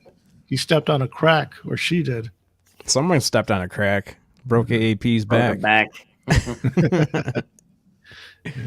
But that's so cool. Unbelievable. I hope you get some payback, Anthony, because I mean, it's just I really do feel for you that sort of experience and stuff like this. And then when I do the artistic creations, it's I admit it's a safe way for me to step into your experience, right? But it's sort of like it's just a way that when people want to express this stuff, it's like, how can you best show people that what had happened. And that's where we try to get as many details as we can, when we do these creations. I told Chad before, last time I was on, I do this full time for a living now. I'm out, I film, objects in the sky. That's, I'm retired from my job now, and I'm out full time. That's what I do. I film. And since I started with night vision and FLIR, and I was able to pick these craft up really, really good using night vision, it's like once that started and I started filming these things more and more and more, I started having more and more and more of these very odd dreams with me, with aliens, and like my whole life never had anything like that before until I really started getting into the filming full time and filming a lot of strange things in the sky. And then I started noticing shadow people in the house and all kinds of weird things. And I started thinking I was going nuts. And then my wife started seeing these things. And now she's like, "You're not nuts. The dog's barking at the wall. Weird things are going on." And I think something's going on now that they know that I'm looking at them in the sky and they're looking at me back. And it kind of felt like these beings last night was really pissed. Maybe I filmed them and I wasn't supposed to. Something, but they were pissed last night, man. They wanted to do damage. Yeah. But I appreciate everything you do. Maybe Chad can give you my email and you can get in touch with me so we can talk, and maybe you can do a rendition. I would love to see what you come up with. Yeah, sure. I mean, I'm open for hire, so we can figure stuff out if that's what you would like to pursue. Yeah, sure, absolutely. Yeah, but of course, right now I'm sort of like a bit disposed with the book, at the moment. When you have time, I mean, I'm not going nowhere. I'm around. But I'm not going anywhere, so me don't neither. worry about it. Yeah. So we'll get around to it one of these days, and we'll talk. Absolutely. What is your show again? You got a show, right? Yeah, it's under my name here, Unidentified S4. All right, cool. I'll have to check it out sometime. All right. It was a pleasure talking to you, Chad. Spooky, thanks for having me on. Hey, thanks, Anthony. Man, I need love you, brother. Thank you. Can't wait to hear what you dream about tonight. Yeah, hopefully nothing. Hopefully, strippers. I want to dream about strippers tonight. The hardest thing I want to get hit with is a bra. Hopefully not know the ass beating. That's right. Yeah, all right, we'll see you, buddy. Bye. Makes you a little anxious to lay your head on the pillow the next night. It's like, what's going to happen now? Yeah. That's I mean, I just, Story of my life. I sleep with like, with earplugs and a night mask now, and I just completely shut myself off when I go to bed. And that's one of the things about this experience that I find the most spookiest is when it shows up in your room, like right next to you, because the closest thing that I've had to the intruder experience was when I had a sleep paralysis episode.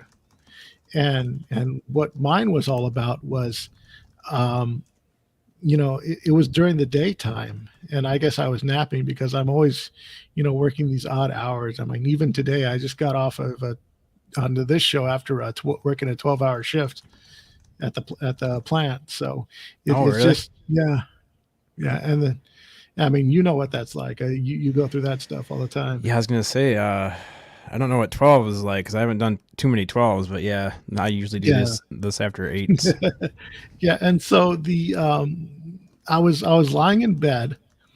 I felt the pressure, the paralysis go over me, and then of course, you feel that intense, fear response.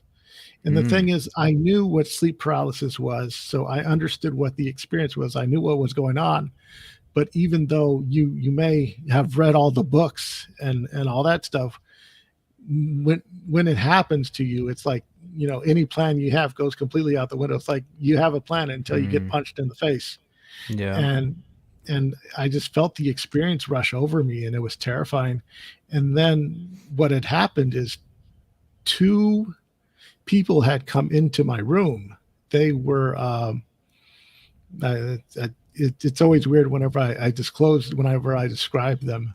I think Stephen James from Strange Things podcast, he said it sounded like you got abducted by the people of Walmart, because they were, as typical white trash as you can imagine. That's what they were. These 2 individuals, misshapen individuals, had walked into my room. They would look at me on the bed, and then they would go through my things. They would go through my drawers, through my closets, and just sort through stuff. And then what's weird is they would open closets in walls that didn't have closets in them. Almost like they were opening closets into other realities or something of that nature. Mm-hmm. And then they would just shuffle through them. They would just shuffle through my clothes and stuff. And then, as I was slowly coming to, they would, every now and then they would look at me and check to make sure I wasn't moving. And then eventually, when they were done shuffling or whatever, they walked out of the room. And then by the time I got up, of course, you have that unnerving feeling. And I go through all my stuff, and nothing was touched. Nothing was shuffled. I have like deadbolts on top of an alarm system. So my deadbolts weren't messed with. My alarm system, nothing was triggered. So I had 2 layers of security that weren't trifled with. Mm-hmm. And it's just, but that unnerving feeling is still there. And so I have complete empathy for people who have that experience and so much more. It's like, on some level, I kind of understand. Not to the full experience that they had it. Yeah, I kind of get that what I had was more of a clinical, watered down avenue of the experience, but it was still enough of it that I kind of feel like I kind of got in the neighborhood of what a contactee kind of goes through. Do you think with the education of knowing what you were going through before going through it, do you think that made it a little less scary, or was it just as scary? Like, are you getting a more watered down version by knowing what you're going through? No, it was still unnerving. Mm-hmm. I guess probably knowing beforehand about sleep paralysis, it probably just made me, not dwell on it. Because like I said, technically nothing happened. As far as nothing was taken, nothing was disturbed. The only thing that was disturbed was me, meant emotionally by the experience. See, that's the thing is, like, does it really need to actually happen for it to cause damage? Because if it's still causing damage to your mind, then it doesn't really matter if it happened or not in the physical world. Yeah, and with that, I empathize with experiencers, so I kind of feel for them, you know, and that's one of the driving things where I'm like, yeah, you know, because when I do the drawings, you know, I mean, it's nice to help. It feels good to help them figure it out, but at the same time, I'm in there mentally trying to put puzzle pieces together on how all of this works. Mm-hmm. You know, whether it's all in our heads or there is an external factor to it. Well, it's interesting too how people can have no knowledge and they don't remember something that happened to them until they have like a what do they call that? Regression? Is that what it's called? Mhm. Regression therapy? Yeah. So the memory is still in your mind somewhere. You just have it tucked away somewhere where you can't pull it back up. So it's probably still affecting you emotionally. You just can't pinpoint what it is that's affecting you. Well, as far No, as I can as- tell you how to tap into it without going through hypnosis regression, but nobody likes to hear me keep talking about it, so I just zip it. Oh, Well, we with love my- it. But all you got to Hear do you is talk. this. with my thing, I think I figured it out. I mean, it's I kind of, because with sleep paralysis and stuff, it's like a lot of it is also related to stress and stuff at the time. And I think at the time, you know, I was a bit overworked and stressed out and all of that nature. But since then, I haven't had an experience. But it's Mhm. sort of that when you're sleeping and that your body is trying to shut itself off. I think I sort of caught myself off that. I mean, it's not something. It's a funny experience that happened, but it's not something that shaped me or disturbs me to this day. It's more like that happened. I understand to a degree how these people can feel. You know, if anything, it gave me empathy, Mhm. but it's not something that you know that keeps me up at night.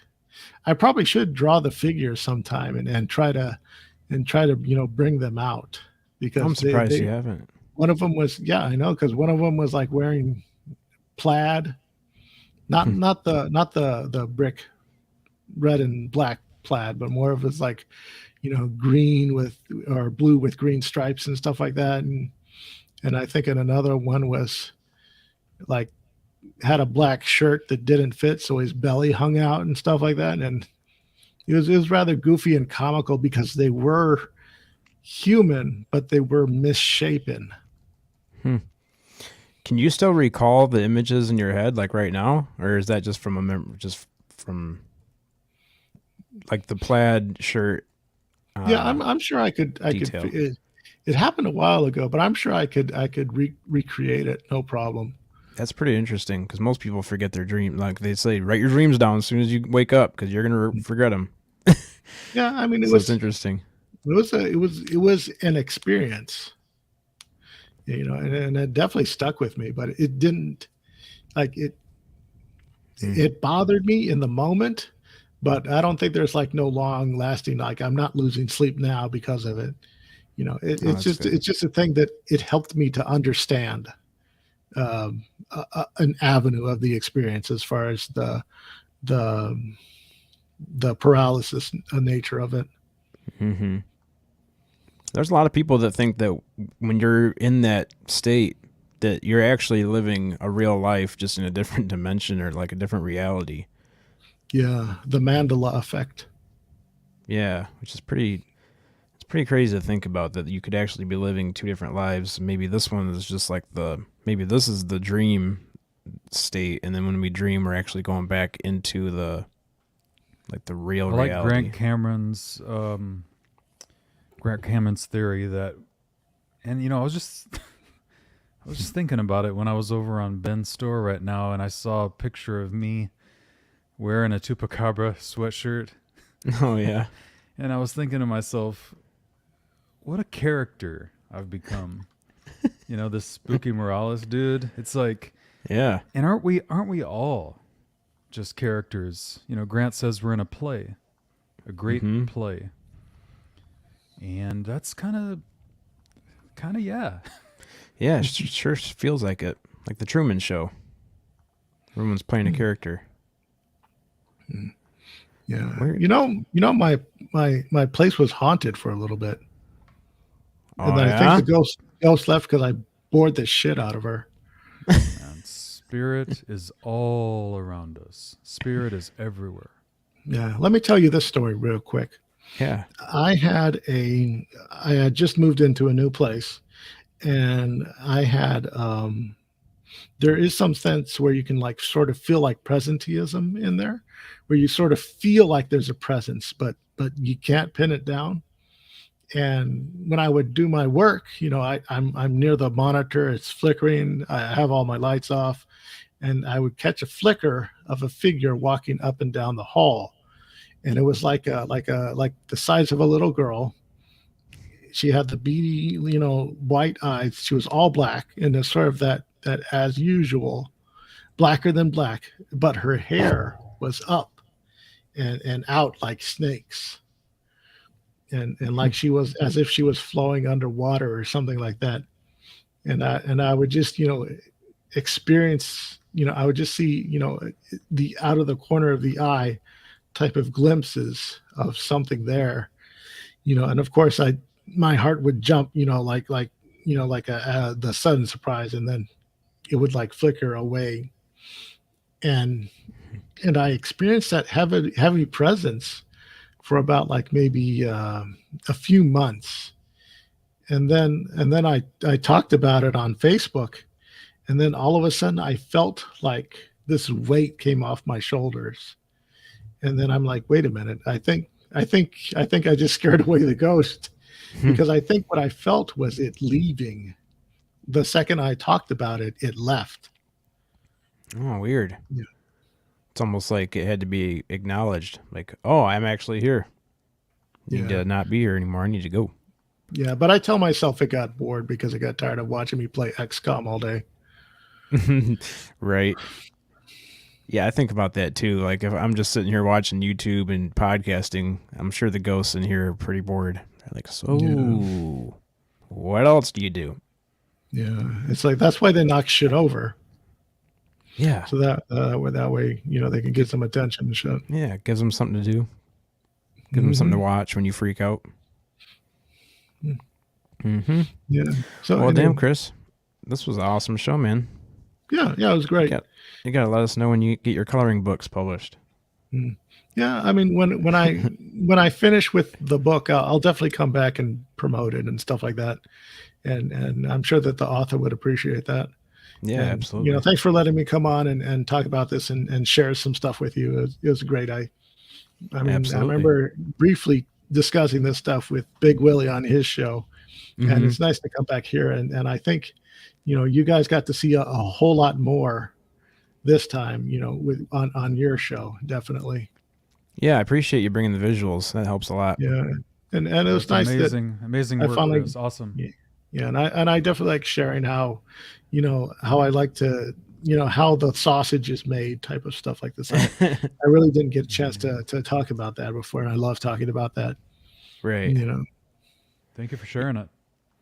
No problem. Yeah, thanks, man. Appreciate you being here. Again for the second time.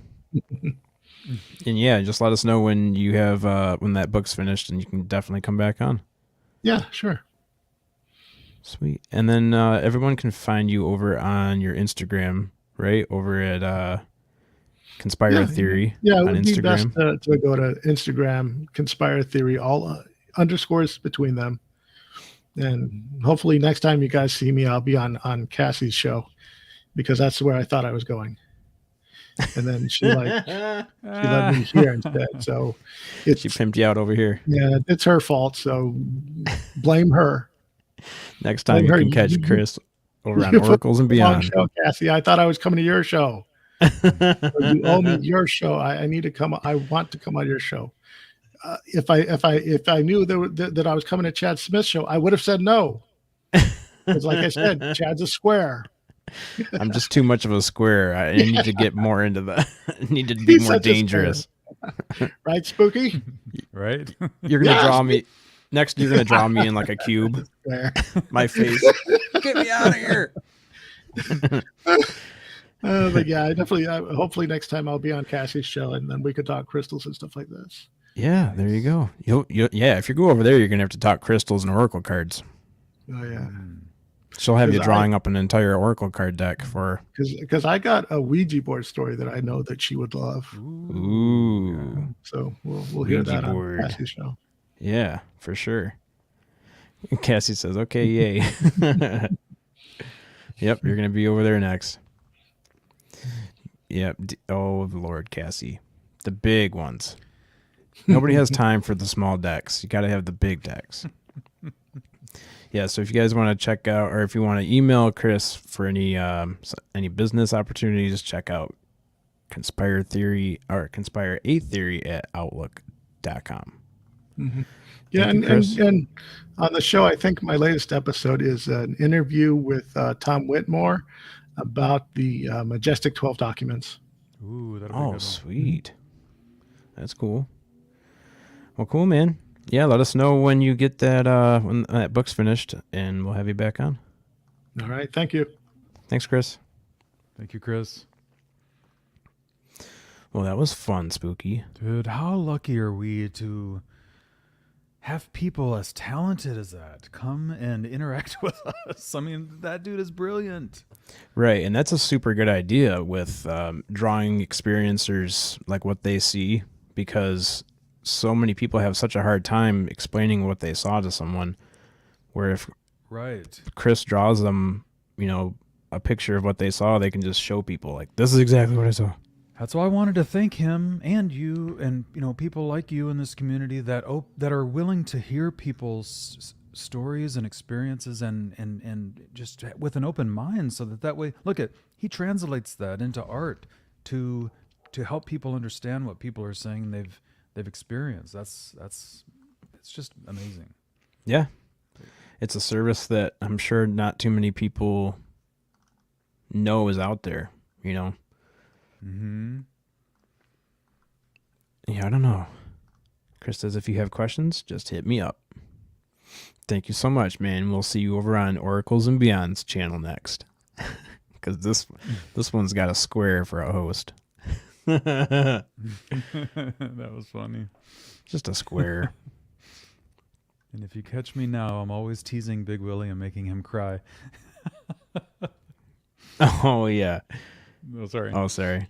You did. We did the same thing that me and Sonny do. Mm-hmm. Anytime I see Big Willie up there, I have to highlight it. Mm-hmm. He's been quiet lately. I haven't heard from Big Willie in a while. Maybe he got too much of us from North Carolina. He's like, I think I've got enough of Jake and Chad as much as I can stand. When you got a house full of little ones like that, and you got all these different shows you're doing, and you have a full-time job, we're lucky we ever hear from him. That's true. That is true. I don't know how he had time to go down to North Carolina. I couldn't believe it. Yeah. Like, hey, man, we might stay like 4 days. He's like, okay.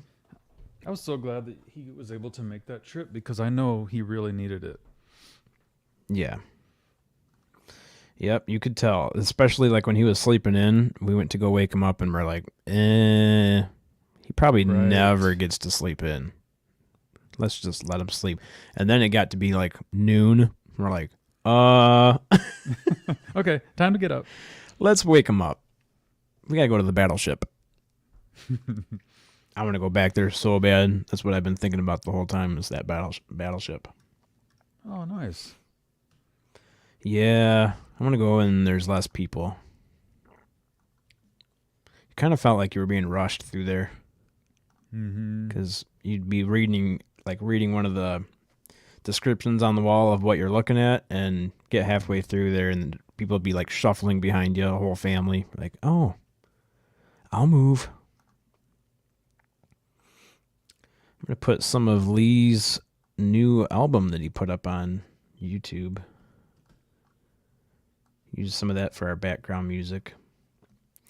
As far as the rest of the show goes, guys, I think we're just going to have Eric come on in if he'd like to. And we'll see what Eric's up to and talk about his show that he's been doing over there. It's been awfully popular. That would be appropriate because we already had Anthony on earlier with us, and now we'll have Eric on with us. And just out of coincidence, they both are together tonight on Anthony's channel, Unidentified S4. Well, how ironic is that?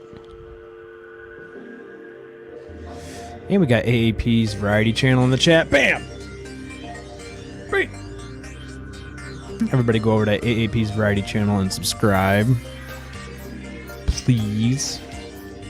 Ah, Jake's got crappy service today. That sucks, buddy.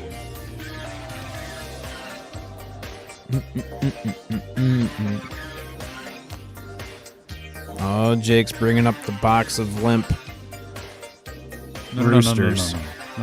We're on the straight and narrow now. We can't. That's why I said roosters. Sidetracked.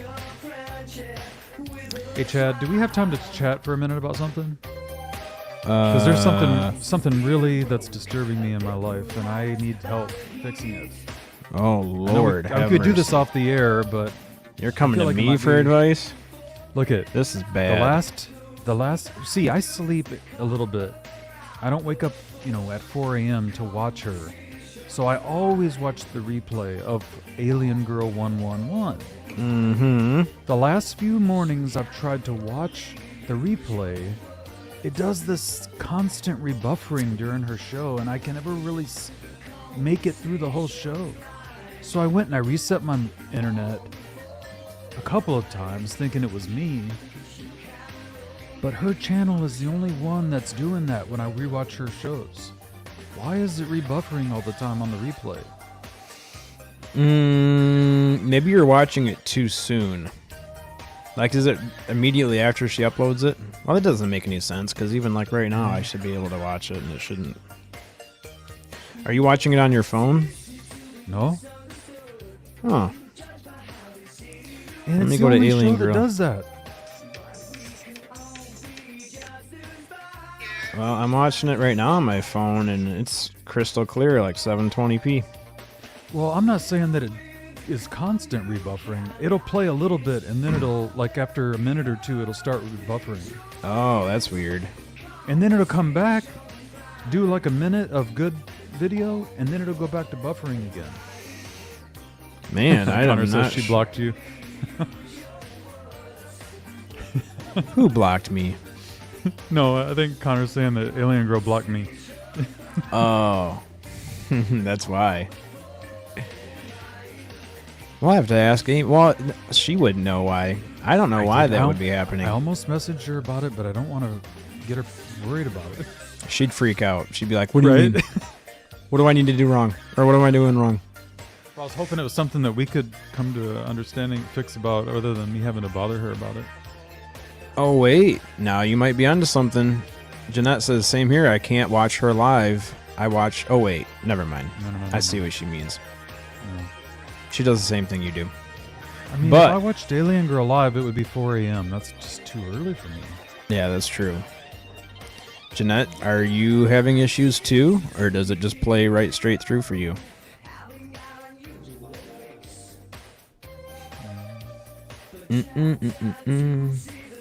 Eric must be busy. I've never had him not click the link as soon as I sent it to him.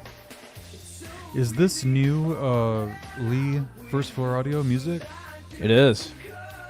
Can you hear it? I can hear it. Cool. The guy's 80s influence is off the charts, man. Hey, there's my sister. What's up, Molly? If you guys are not yet aware of this, my sister and I read Oracle cards every Sunday morning at 10 a.m. Eastern. Same time as this show, but we do it on Sundays, and it's just a relaxed card reading.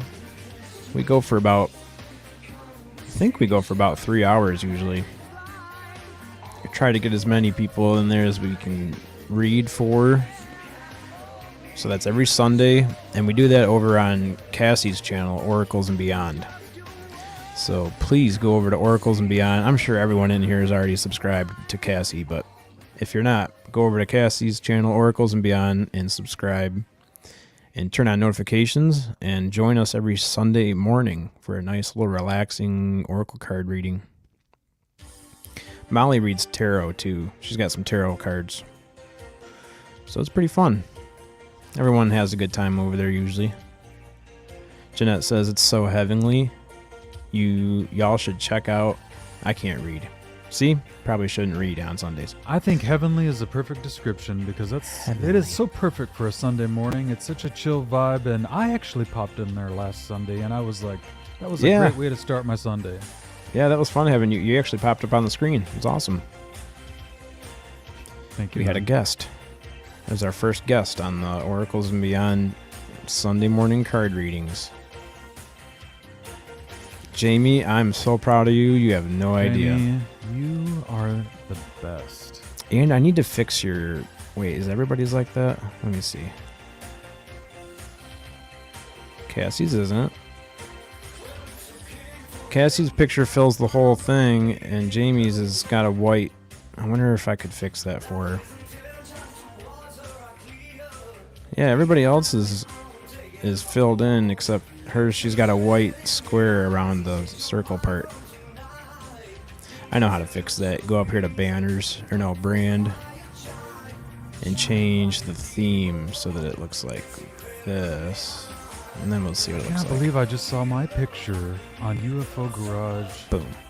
website. Dude, I was trying to pull it up. When you said that, I was trying to pull it up and I couldn't find it. I saw you wearing Tupacabra's merch. Is that the one you're talking about? Yeah. Oh, I cannot believe that. It's surreal.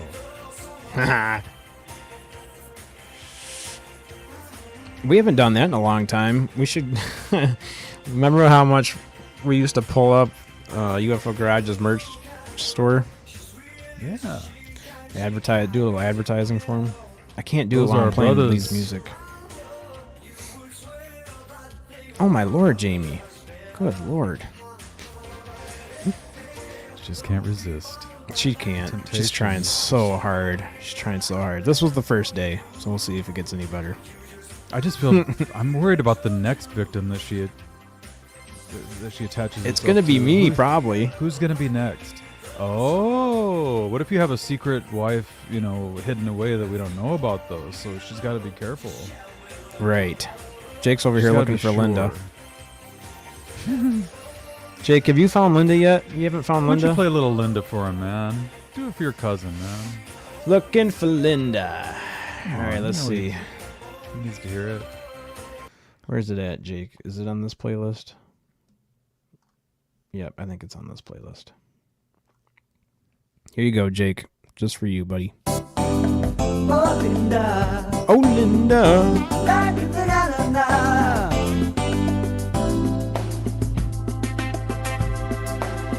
I was not looking for Linda. Linda found me. Yeah. Hiding away on a slow train home. Yeah. Is this one for Paisley? Oh, you got to help me. She used to work there a long time ago. She spent 35 pounds on one pack of cigarettes. Jake says he's dancing. Running an errand for him indoors. Then she kept running straight down to Leeds Central. Took in the city and left her in Bullseye. Looking out for Linda. Never stop looking. Yeah. Never stop looking for Linda. Looking out for Linda. Never stop looking. Never stop looking for Linda. Looking out for Linda. Hey, we got a special guest backstage. Let's bring him on up. Please, ladies and gentlemen, put your hands together for Eric from Paranormal Highway. Just turn that music back on. That's all I care What's about. up, dude? Whispered that you are good stuff, isn't it? Train on watching, but the time wasn't right. Isn't he Some good? guy was holding her back. He's awesome. I mean, If he has different tones. You know what I mean? I mean, he's just not stuck in one type of music. He has this variety that he's so good at all of it. Not just like one thing. Like some people are only good at country, only good at rock, only good at pop. But he can do it all. Yeah, and what people don't realize is that he's self-taught and he can't read music. This is all just him sitting at a piano and just working it out. Just, oh, that doesn't sound right. This sounds better. You know, it's just, Look at the history of music, man. Jimi Hendrix was self-taught. He doesn't know how to read a note. There's a lot of artists that actually don't know how to read a note, or they learn how to read a note after they already made it. Right. I mean, It's very impressive. I think it's because what makes them unique is they learn, and they're learning it with their own style, right? Because they're not being taught by somebody to do a certain thing, or I'm not saying be a copycat, but when they train you with other music, and you're copying that person. When you're doing it yourself, when you're trying to play something else, nobody's telling you, hey, yay or nay. You're just doing it yourself, and you're learning it yourself, and you create your own sound. Yep. Yeah. And he does this every Saturday. If you guys are not subscribed, go over to First Floor Audio and subscribe to his channel. He does a show every Saturday evening where he challenges himself to write a new song every week. You're right. I was on a Saturday, and when I heard him do a Depeche Mode song, I think he was doing was it Personal Jesus? I think he was doing Personal Jesus, a Depeche Mode song, which anybody knows Depeche Mode, they're more techno than anything, but he brought it down to his level, and it's like, wow. I've heard some bands do Depeche Mode in a rock and roll way, but God, he just does it so well. Yep. And man, you guys have some awesome elements in the show today, because a lot of things came together, like when you guys were talking about, why you're even doing this, and then Spooky, you made a comment like sometimes does it feel worth it with all the trolls and stuff, and I get exactly what you're saying. Sometimes you're all human. Trolls can bring you down, and sometimes you do question yourself why you do it. But then during the show, when your guest Chris did those designs and did that alien out of nowhere, Anthony had a dream, and he recognized that alien, and he came on your show, and you could hear in Anthony's voice how excited he was. That's what makes it like, this is why we do it. The connections that you're making, those moments like that. I don't know if people saw that moment like I saw it. I mean, you can listen to Anthony's voice like, oh my God, that's it. And you just help him to clear his mind, move out the cloud. Like, that's the alien that I saw. And dude, that's priceless. That kind of pushes away the troll thought, like, this is why we do it, I remember doing the show. It was just a Photoshop picture of one of my videos, and a woman emailed me because she's embarrassed to talk in the chat. She goes, Eric, I saw that ghost in your picture. Oh my God. That's what I was trying to tell people that I saw, because I took your video and showed people. And that stuff is priceless. It helps you to get away from those damn trolls, because man, no matter what, you're never going to get rid of them all. I mean, it's just like one minute you're thinking, wow, everything's great. Then we had a show that we went on last week on a Monday that I got some hated, but then something else happens great, like this kind of like re-brings you back up, like, you're going to have some shit stuff. You're going to have a crappy show or a crappy experience on a show, something might not work out as well as you thought it was. Kind of like my fucking brisket on my birthday that I just totally fucked up. But hey. Did you really? Oh my God, dude. Dude, what? It was a freaking night. Oh my God. Oh no, what'd you do? Okay, listen. I showed a picture on my show yesterday that I marinated. It would look so fucking beautiful. So 11 o'clock at night, the night for my birthday, I was cooking it about 15 hours.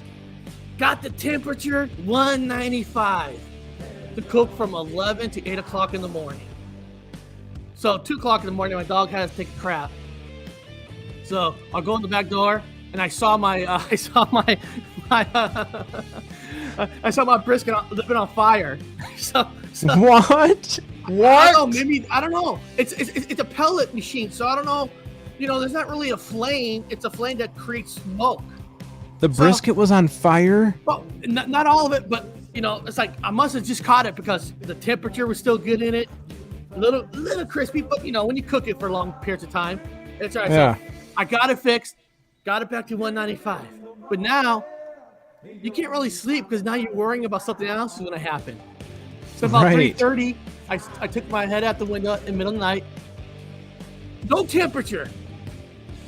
No temperature. What? I go down there. It says not reading pellets, and there's pellets in there. Oh no! So I had to actually take it apart about 3:30, 4 o'clock in the morning. Then my son goes, the toilet's plugged. We can't get it unplugged. And then it's like, and then like I had to go check the septic tank to see if it's not plugged up and stuff. And it's like, so I get it back to temperature. I fixed it. It was like a bunch of powder from the pellets came to like a ball, so it got stuck. So I had to clear it out. Oh my god!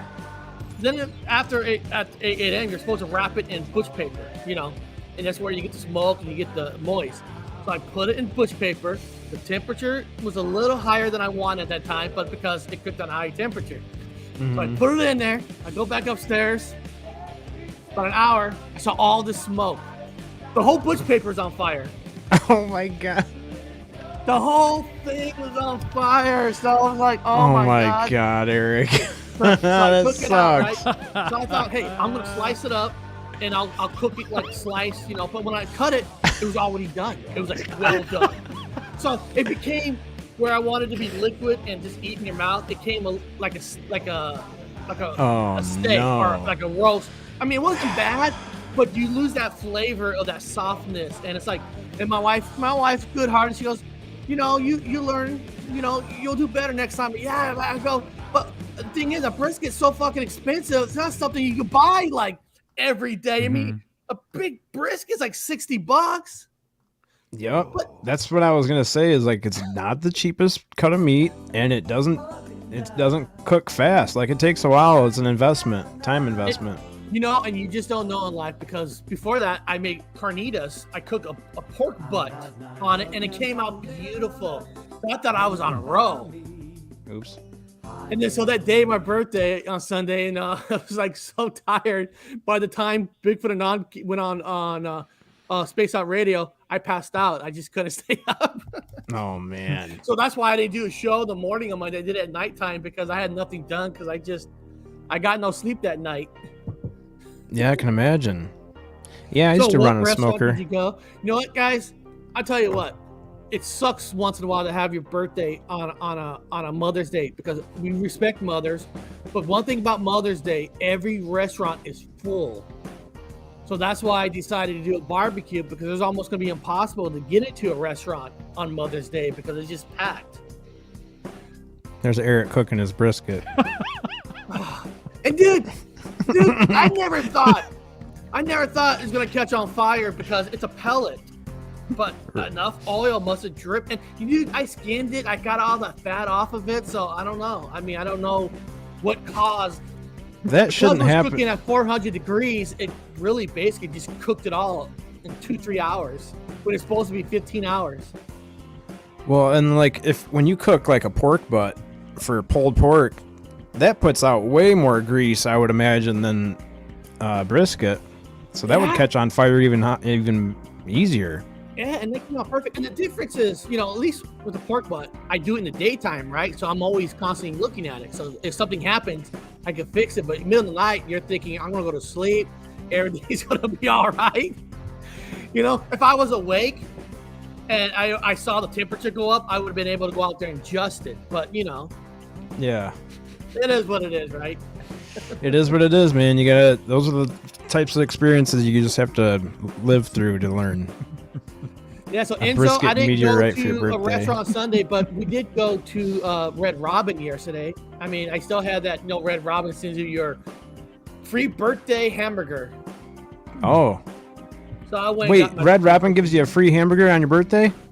Yeah, if you're signed up in their reward program. Okay. And the thing is, what's cool is if you sign up all your kids, you'll get a free birthday burger too because my daughter's birthday is May 30th, and her free burger is already on there to be used. Nice. Yeah, okay. Now get that royal burger with the egg on it. Oh, man. Yeah, I haven't tried that with the egg on there. Dude, I know everything thinks, no way with the egg. I'm telling you, if you try it with the egg, it's freaking You'll delicious. never go back. That's what I keep hearing. You never go back. It's kind of like when I get my pizza, right? And everybody like, oh, you're putting pineapples on it? Oh, yes. Pineapples on top of pepperoni. And don't cook the pineapples. Have the pineapples cold. So when you get that pepperoni, you put that cold pineapples on there. Oh, man, the flavor is just... It's not bad. I'll admit it. I don't mind the Hawaiian pizza. And you don't have to go through this. In Germany, they drop egg on the pizza if you want to. Well, all through Europe. On the pizza? They put an egg in the center. They put an egg in the center of the pizza. Oh, do they really? Yeah. I don't know about Sunny all side that. up. You know, one of the things I learned, Spooky, when I went to I've been in Mexico and Canada all the time, but I don't really call them another country because they're our neighbors. Nice. But about 4 years ago, I went to Denmark, and my son went to he signed up for the summer school thing there. They have the school thing for international kids all around the world to go so they can interact with each other from different cultures. So I went to take them, and one of the things I learned when I was walking around Denmark is nobody does breakfast. It's like I don't know if it's all United Kingdom, but I know in Denmark there's like no breakfast restaurants or anything. I mean, it's all pastries. Yeah, it's not. You're right about the breakfast side of it. People do eat breakfast, of course, in Europe. It's just like what you're saying. They don't have the diner type breakfast places like we do. No eggs. The sausage is like most of anything I could find is pastries, and was all with coffee shops, which it's fine with me. I got my 135 degrees. I'll take my coffee, but it's like every morning, so that coffee and pastry. And you're gonna get this right. I had these plans. I was in Denmark. I had all these plans. I'm gonna go to Germany. I'm gonna go to Sweden. I have my son. We're gonna go visit. My son has a friend in Denmark. As soon as he gets there, he takes right off. So I was there by myself, like almost the whole time, like a whole week, all by myself. And I know it's like cool. You're thinking you're in another country, but when you're by yourself, you don't know what the fuck to do. Right. I was abandoned by my own kid. Yeah, that does suck, man. I mean, even if because my cousin Jake and I, when we were in North Carolina, we were just trying to find something to do in town, like kill a couple hours. And when you don't know where you're at, like if you're just at your home and you go into town, you know where everything in town is. So you can go to all the different shops and stuff. But when we were on vacation, it's almost like we didn't even know where to park. That was the first thing. We're trying to figure out just where to park. And then to figure out where to go after that is like a 2-hour process, just figuring out where to go. And not everybody Even in your own speaks country, English. you feel foreign. That's right. I But did. I'll tell you what, I've always heard Denmark's the happiest people on earth. They always, that's like the claim, they're the best people in the world. But I tell you what, man, I was in a hotel thing, and I didn't know where to go to eat or nowhere. And this worker in Denmark, she's like, "Oh, follow me." This woman walked me through 3 hotels out to their door and pointed to exactly where to go. I mean, she walked me out of the hotel. At first, I was thinking, is she taking me to another hotel because she thinks I'm a handsome American? But it wasn't that. But Handsome. But dude, she took me out of the hotels to show me where to go. I'm like, in America, nobody would fucking do that. They'd be like, get the fuck out of here. Right. I'm not gonna Don't look show at you me. where to go. Yep. So, dude, you've been doing these readings on your show. I think you're trying to compete with my sister and I, but No. I only did it once. I was gonna do an hour before you, but that was the night that I got no sleep because of the brisket. So I couldn't that was do the it. brisket night. I couldn't do it. Well, what about this Sunday? You gonna try it again? Well, I'm definitely going to do it on Wednesdays because I don't really do a normal news show during the day on Wednesday. I usually do the live with, just whatever topic. Yeah. So I am planning to do one on Wednesday, but I'm thinking about it. The only thing is, I hate getting up at 5 a.m. and stuff. Oh yeah. What But I time do you it every normally? day. I do it every day. But I did get up. I was there at your show right there first thing in the morning. Yeah, it's like every day I get up, I'm like, I have to figure out something else. I need to do something else. I hate waking up to an alarm clock. I know. Don't you always question yourself, like, should I change the time of the show? Should I move here? Should I move there? And it's just like, If it was just the show, if I just said to stay home and didn't have to work and just do the show, I could totally just get up whenever. I wouldn't need an alarm clock, but getting up for work is like getting up for the podcast. I'd love to do that, so it wouldn't even be a chore, but getting up for work sucks. It's like a chore and you just don't want to do. I like Let Paul's just chat. Bonfire. Jake Paul's days are limited anyway. He quit. So don't pay no attention to Paul. He's not going to be there much longer. No, but I'm excited. I'm getting. I hired somebody to create me a proper logo for the channel. I heard about that. That's exciting. And when people got to understand here, watching your channel, when people donate to people's channels, a lot of times, good people like yourselves, you put the money right back into your channel. Yep. And all that stuff, does help. And then, you can do more for the people, trying to entertain people as much as I can. I'm always trying to look at what can I do better.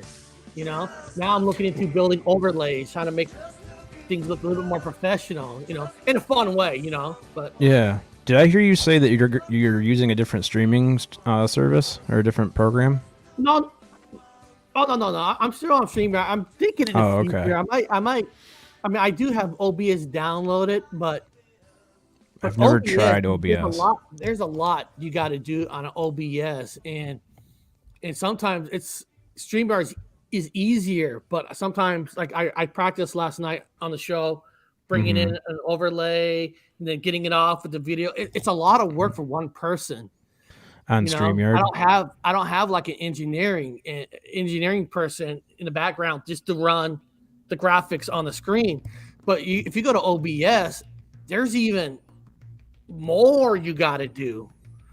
Right. Yeah, I used to watch this channel on YouTube for a little while there, and he was getting used to OBS, and it was a disaster because, there's like way more stuff you have to do, and you can't just click one button to make 3 different things happen. You have to make all those things happen manually. Yeah. Now, if you have one person that's assigned to do it while you do the show, that's easy. But when you don't have those people, we're small potatoes compared to the big ass channels that have producers and engineers. It takes a lot. Just myself practicing, trying to put an overlay. Then when I play a video, the overlay doesn't match. So it's. Yeah. But I'm learning. I'm practicing. I'm trying to see how can I make things more smoothly. I mean, it's how you do it. Unfortunately, we have to do it on air because it's the only time you have a chance to see how things line up. Yep. There's a new thing called I think it's called a Stream Deck. Let me make sure. Have you heard of that before? Stream Deck, no. Let me make sure that's what it's called. Yeah, Stream Deck. I need to figure out how it works and what it does. I thought the show last night was so much fun, Eric, with you and Connor, and I love the new overlays. All that new art and everything you're doing looks really cool. And you know what, Smokey? I actually made that overlay that same day, and one of the things I noticed after the show, Connor goes, "You notice your TikTok? You accidentally put the A. It says TikTok." I didn't see that. I mean, you're building things so quickly, and then when Connor finally comes on, I can see if I cut the squares out perfectly to fit us. Because when you go on by yourself on StreamYard, you pick up the whole screen. You can't square yourself to do that. I mean, I guess I could create a dummy stream card, invite somebody else in, but not, and then practice it that way and build it, but it's a lot of work. Yeah. Dude, your show takes a lot of work. I mean, you have a lot of different things going on with the intros and all the overlays and stuff. That's why he says that about not having a producer and stuff. I'm like, well, you do a lot just by yourself. It's pretty impressive. At first glance, I thought he had a whole production. No, I don't have. I have nobody. One day somebody gave me, "Eric, you got to get people to help you." Like, okay. So one day on the show, I'll say, "Hey, who wants to volunteer to help with the channel?" Right? So 3 people raise their hands. I'm like, great. So I'll do a private stream with the 3, and we'll work out like what we're gonna do. You go do it, right? Only one person shows up. The other 2 don't show up. and that person's okay. Yeah, I'll do this. I never saw that person again. So I mean, it's hard to find because we can't pay people. I can't pay hourly. I don't make no money off the channel, so it's hard. It is hard. Yeah. If, like Chad was saying, if we could only do this without having to do other work and just podcast all the time, we could probably help each other out in a lot of these areas. Yeah, but it's still hard too. Even if you just concentrate on this channel itself. I mean, you guys, there's work, kids, wives, husband, partners, doesn't matter. You got to, like, in the morning I'm driving kids to school. It's like just life. There's so much stuff that deal it's with. hard to sometimes I said it last night at the show, sometimes I wish I could have like 8 hours of nobody bothering me and I could just hit this, but I know in 2 hours I'm gonna get bothered. And what happens, right? You go do something for 2 hours, you come back, you got to get refocused, get right back into it, and then something else happens, and it's hard. It's that's why I decided to pay somebody to create me a logo. People who do this on a daily basis. Mm-hmm. There's an awesome website. I don't know if you guys ever heard of this website. It's called it's Fiverr. Oh, Fiverr. I've heard of Fiverr. Yes, and there's great people on there that has all their like how many people bought their stuff, that do designs for any different things in the world and all that. And that's where I go to find designers to give me a hand, right? Because sometimes you need that extra imagination, like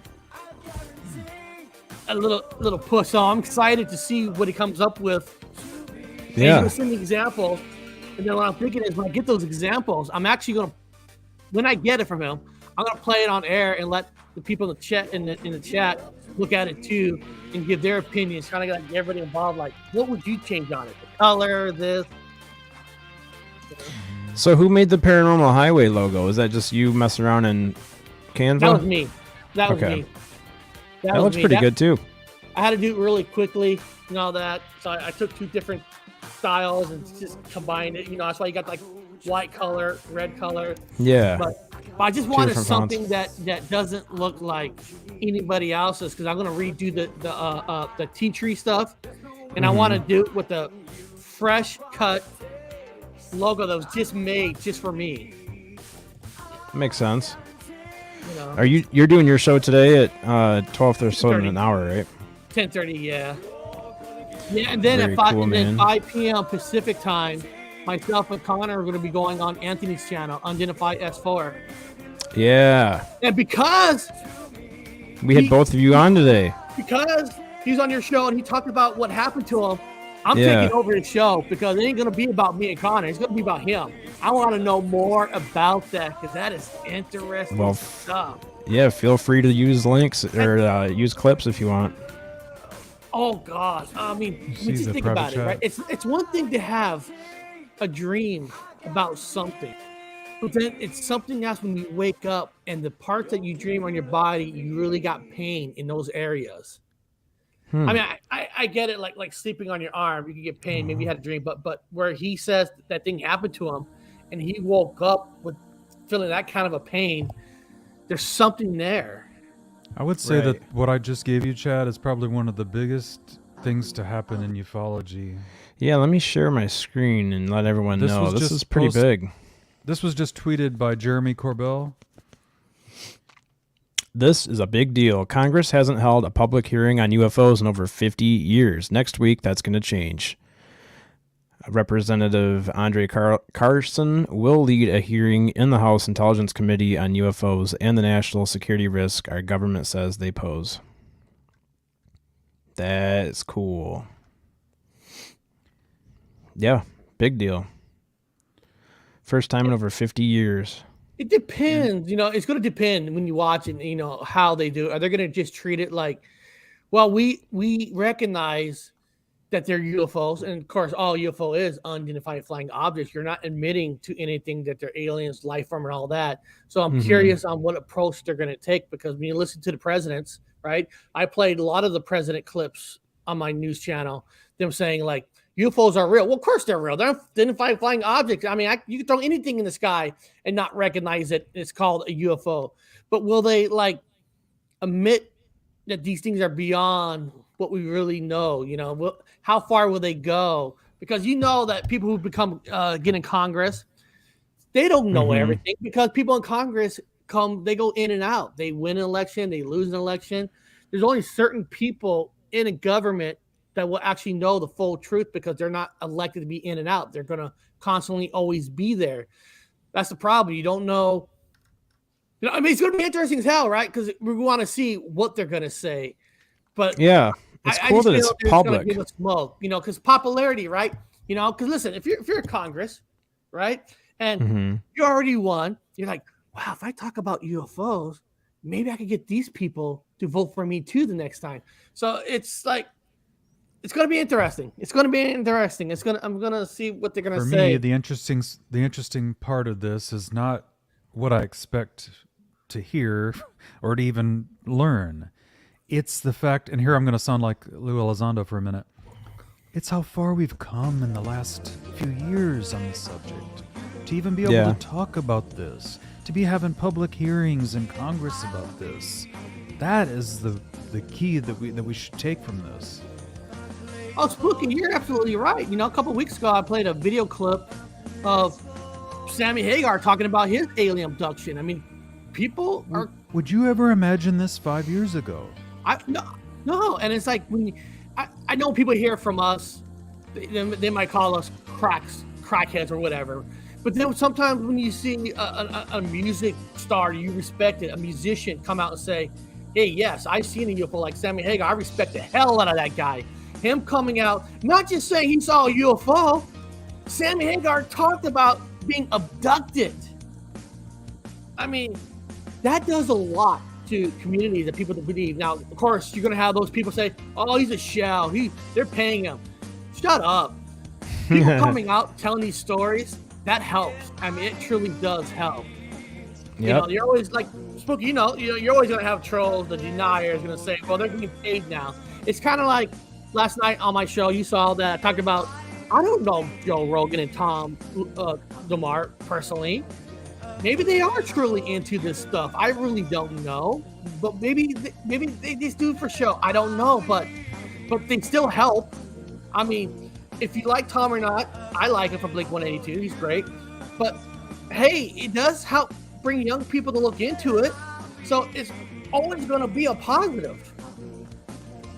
Yeah, anytime somebody's talking about it, it's good. Whether it's good or bad, factual or non-factual, if it's in the conversation, that's better than it not being in the conversation. Yep. And the key, people in the chat, the key is when people tell stories, look at their body language.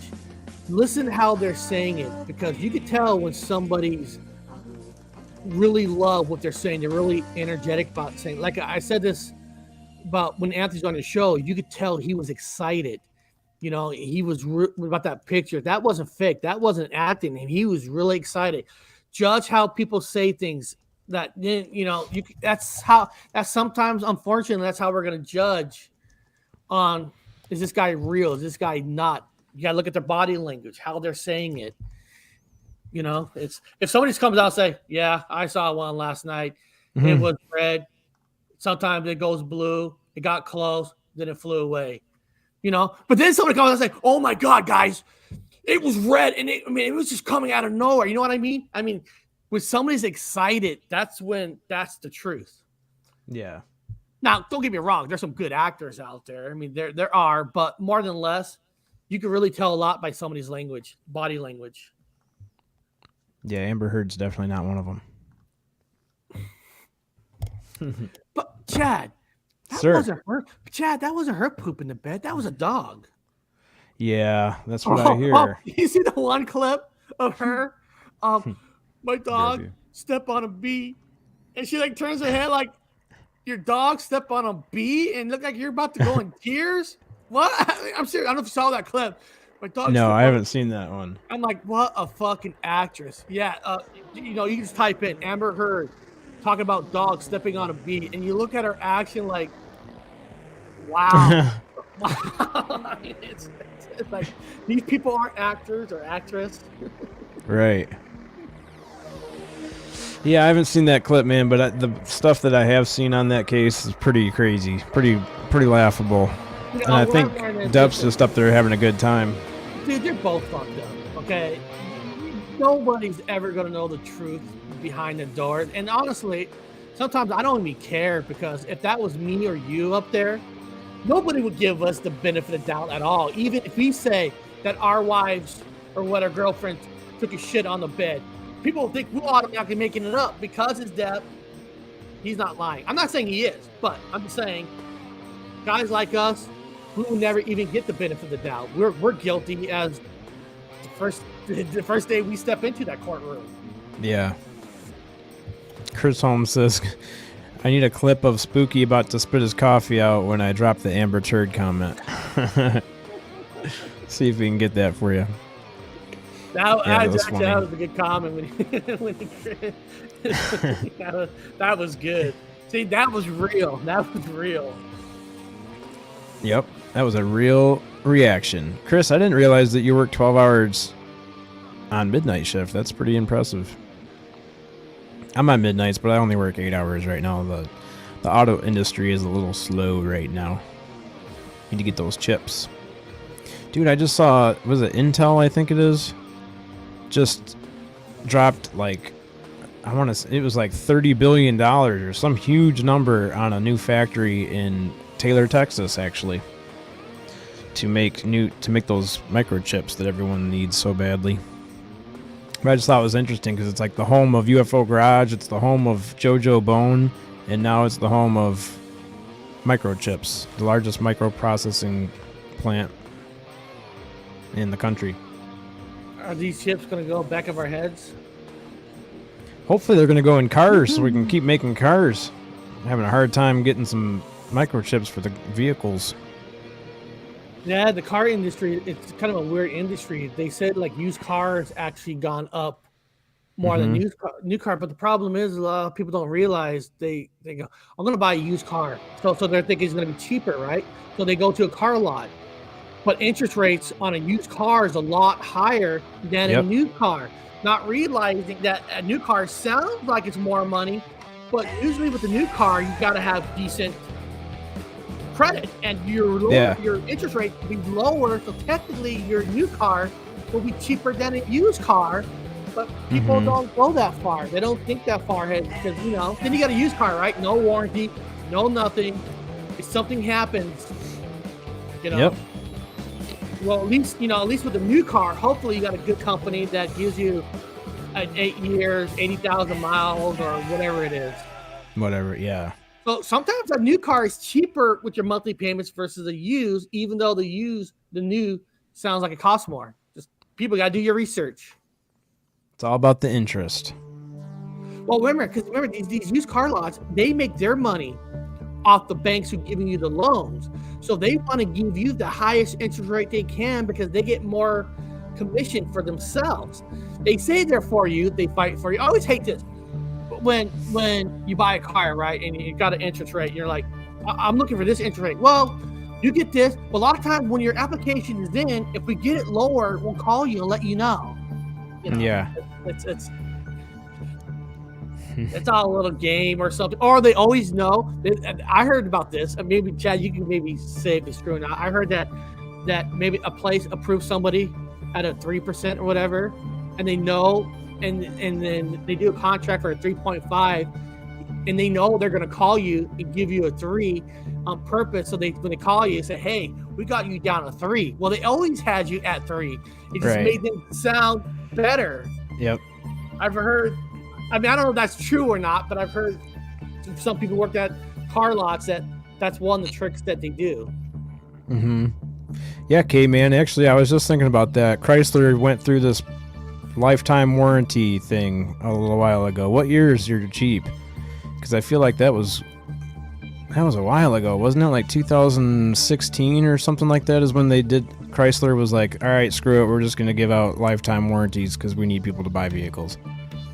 Because I remember people were buying brand new Ram pickup trucks with unlimited Wow. Yep. 2016. Well, but think about it. It's easy to do, right? We'll give everybody lifetime warranty, but make sure you got to do your oil change every 5,000 miles. You got to do this. You got to rotate your tires, and then you go in 10 years later to a lifetime. Like, well, you didn't do your oil changes every 5,000. You didn't do this, so your lifetime warranty is voided. Exactly. Everybody forgets to do everything they're supposed to do on time. Like every 80,000, you're supposed to get your radiator flush, and if you miss one of those, you void your lifetime warranty. That's so it's true. something that sounds great. You got to be on it. I mean, you got to make sure everything is done. Some warranties you even got to have your tire rotated every 10,000 miles now. I knew somebody that their engine blew up because one of the seals started leaking really bad, and then it just blew out. And in the warranty paperwork, it said the seals aren't covered, so the motor didn't get covered, even though it was a brand new engine and it was blown up. It didn't get covered because seals were not covered in the contract. Well, get this. I just got, I got 4 new tires on my vehicle. Of course, I got a flat tire too on it, but at Costco, they said after 26 miles, bring it back, and we have to recheck your lug nuts, and that'll keep your warranty going. I'm like, wow, what?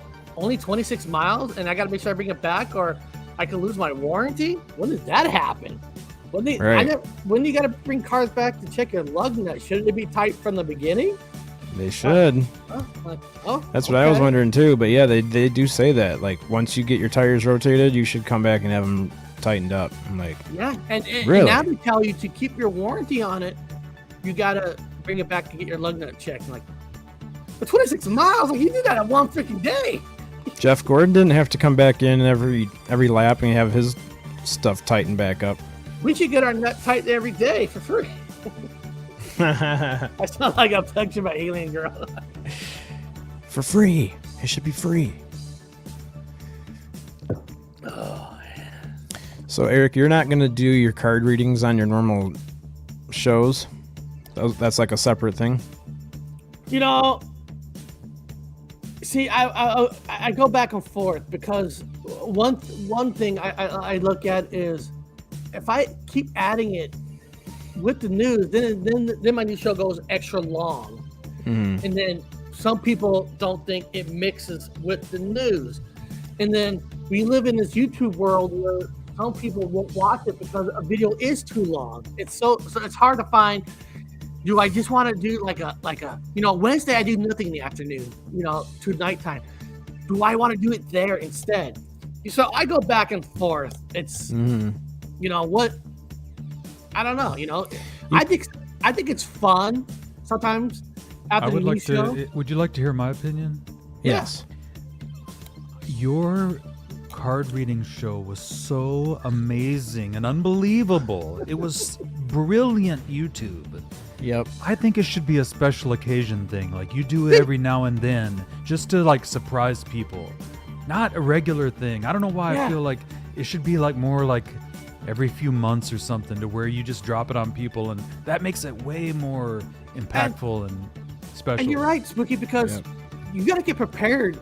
Like, if people don't understand, I'm in the whole Jedi outfit and all that, and got the stuff. Yeah, man. It's hard to get all that stuff when you're doing a news show, and then I got to do like a fast intro and get it all on, But when you do a full show on it, Yeah, you can devote your time and energy and, doing it just right. Spooky's text message to me after that show was like, you have got to watch Eric's show. Yeah, it was like, everything was in caps. You have got to go watch Eric's show. You will not be disappointed. I'm like, damn. It was so That's cool. a glowing review. See, then I'm debating, do I want to do it this Wednesday, or do I want to wait till next Wednesday? Because my wife bought me, it's not here yet.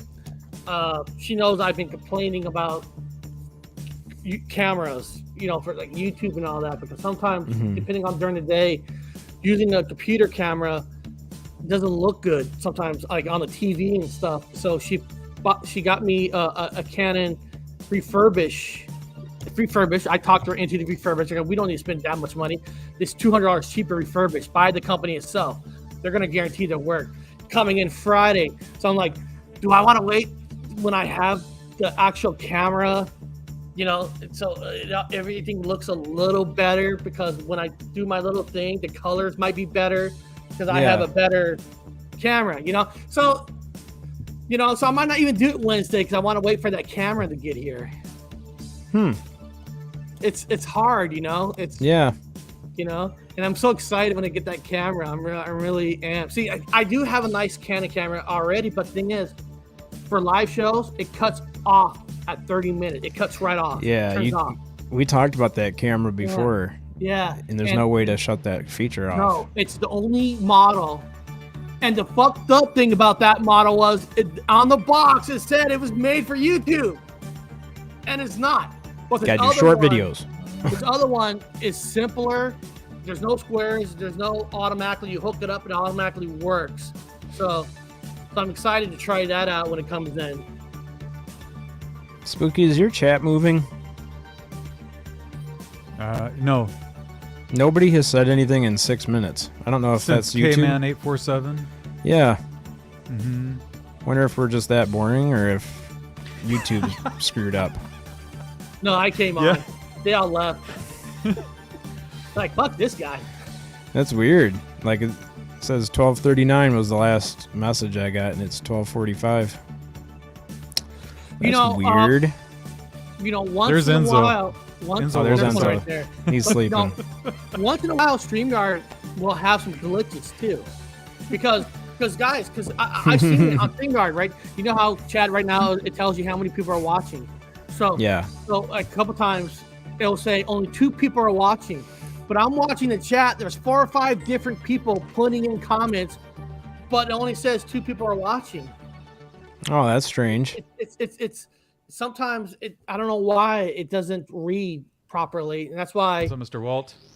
That's why if you think not enough people are watching, sometimes they are. Even if it says like 12 or 9, and you look at the chat, all these different people. Sometimes it's not reading it right, and it is. It is what it is. Enzo says 15 sleeping now. Get me. Hey, Justin. Oh, you've been listening for half an hour, blokes. Awesome, man. Glad to have you here. What's up, Phil Minervino? How's it going? Good to see you. Sweetly Morbid Bear, I saw you come in a little bit later. Time for our staff meeting? Yeah, we got a little staff meeting coming up. All right, so guys, we've got a couple shows coming up today. Paranormal Chop Shop, Paranormal Highway. Make sure you check out Eric's new name over there on his channel, formerly known as Gypsy Road. Well, tell us he's always Gypsy Road. Damn straight. But he's got a live show coming up today in about 40 minutes. Yeah. So go check his show out right after this show. And then tonight at 9 p.m. Eastern, 6 p.m. Pacific, go check out our boys Ben and Joe over at the UFO Garage. They are live tonight on YouTube. 6 p.m. Pacific, 9 p.m. Eastern. And you guys, and 1 hour before their show, go to Unidentified S4. Because we'll be on there at 5 p.m. So 1 hour. So guys, you guys got to have your UFO fixed today. Yep, and you're going to see both guests that we had today. You're going to see Anthony from Unidentified S4 on his own channel, and then Eric is going to be the guest for that show tonight. How about Connor? Is he going to be there? Yes. Oh, good. Cool. That's going to be sweet. Oh, yeah. Mm-hmm. Oh, yeah. It's kind of like, we thank him for coming on our show that night. He's thanking us for coming on his show. That's what's great about the community. Going into the show it's just fun. It's Anthony. He's one of those guys that's passionate of what he's doing, and you can't buy that. Absolutely. That's priceless. Yep. He's got a fiery attitude. I love it. Well, what's good is, he's got that East Coast attitude. He's a retired police officer, so he knows how to research. He knows, he's taking a big chance himself, right? He was a police officer in a high, protecting the people, and doesn't care what people think of him. I mean, you gotta be a special person, to do that. Mercury retrograde starts today, and it looks like Tarot and T is going to be doing readings on Mercury retrograde, and that's going to start in about 30 minutes. Oh, really? Same time as Eric. Oh, she's going against Eric. Oh, there's nothing going against it. The best thing about YouTube is you can watch one later today. That's right. You know, it's fun sometimes watching live. I get it, but you know, you don't have to. You know, if you can't watch it live, you can't watch it live. That's a great thing. You just watch it later on. So definitely support Eric and our girl. I just blanked on her name, Jenny. That's right, Jenny at Tarot and T. Go support her. Support everybody in the community. Give everybody a thumbs up today. All right, guys. Well, thanks a lot, Eric, for hanging out with us the last portion of the show. Thank you, Chris Holm, for coming on today. And if anybody else has anything else to say, go ahead and throw it in the chat. Other than that, we will see you guys on Thursday at 10 a.m. Eastern. Who you got on Thursday? Who do we have Thursday? Thank you, Sweetly Morbid. That is a very good question, Eric, that you asked me right at the last minute here. Hey, guys.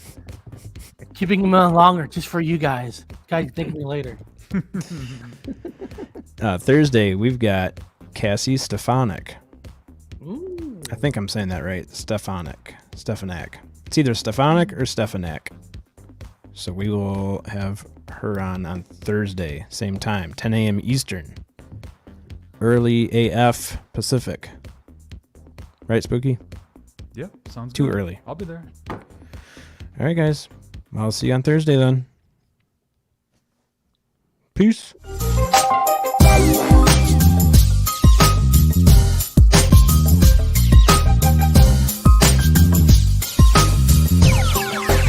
It sound right, boys.